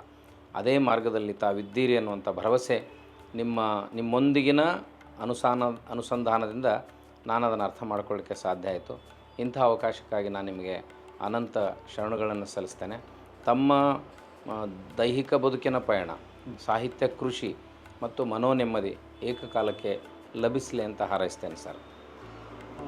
ತಮ್ಮ ಈವರೆಗಿನ ನನಗಷ್ಟು ನನ್ನ ಮನಸ್ಸು ಬಿಚ್ಚಿ ನನ್ನ ಭಾವಕೋಶದ ಸಂಗತಿಗಳನ್ನ ಹಂಚಿಕೊಳ್ಳಿಕ್ಕೆ ಅವಕಾಶ ಕೊಟ್ಟರೆ, ಈ ರೀತಿ ಅವಕಾಶ ಕೊಟ್ಟಾಗ ನಮ್ಮ ಸುಪ್ತ ಸಂಗತಿಗಳು ಸಹಿತ ಇಲ್ಲೆಲ್ಲೇ ಅನಾವರಣಗೊಳ್ಳುವಂಥ ಒಂದು ಅವಕಾಶ ಅದ. ಅಂಥ ಅವಕಾಶ ಕೊಟ್ಟದಕ್ಕೆ ತಮಗೂ ಸಹಿತ ಅನಂತ ಧನ್ಯವಾದ.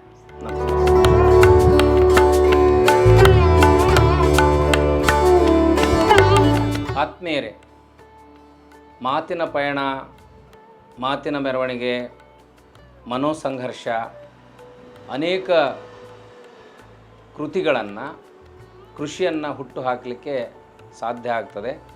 ಅದು ಸಾಧ್ಯ ಆಗಲಿಕ್ಕೆ ಅನುಭವದ ಜೊತೆಗೆ ಅನುಭವ, ಪರಕಾಯ ಎಲ್ಲ ಅಂಶಗಳು ಮತ್ತು ಆಧುನಿಕ ದಿನಗಳಲ್ಲಿ ಶಿಕ್ಷಕರ, ಪಾಲಕರ, ಮಕ್ಕಳ ಮನೋವೈಜ್ಞಾನಿಕ ಪಲ್ಲಟಗಳ ಕುರಿತು ತುಂಬ ಸವಿಸ್ತಾರವಾದ ಮಾತುಗಳನ್ನು ನೀವು ಕೇಳಿದ್ದೀರಿ.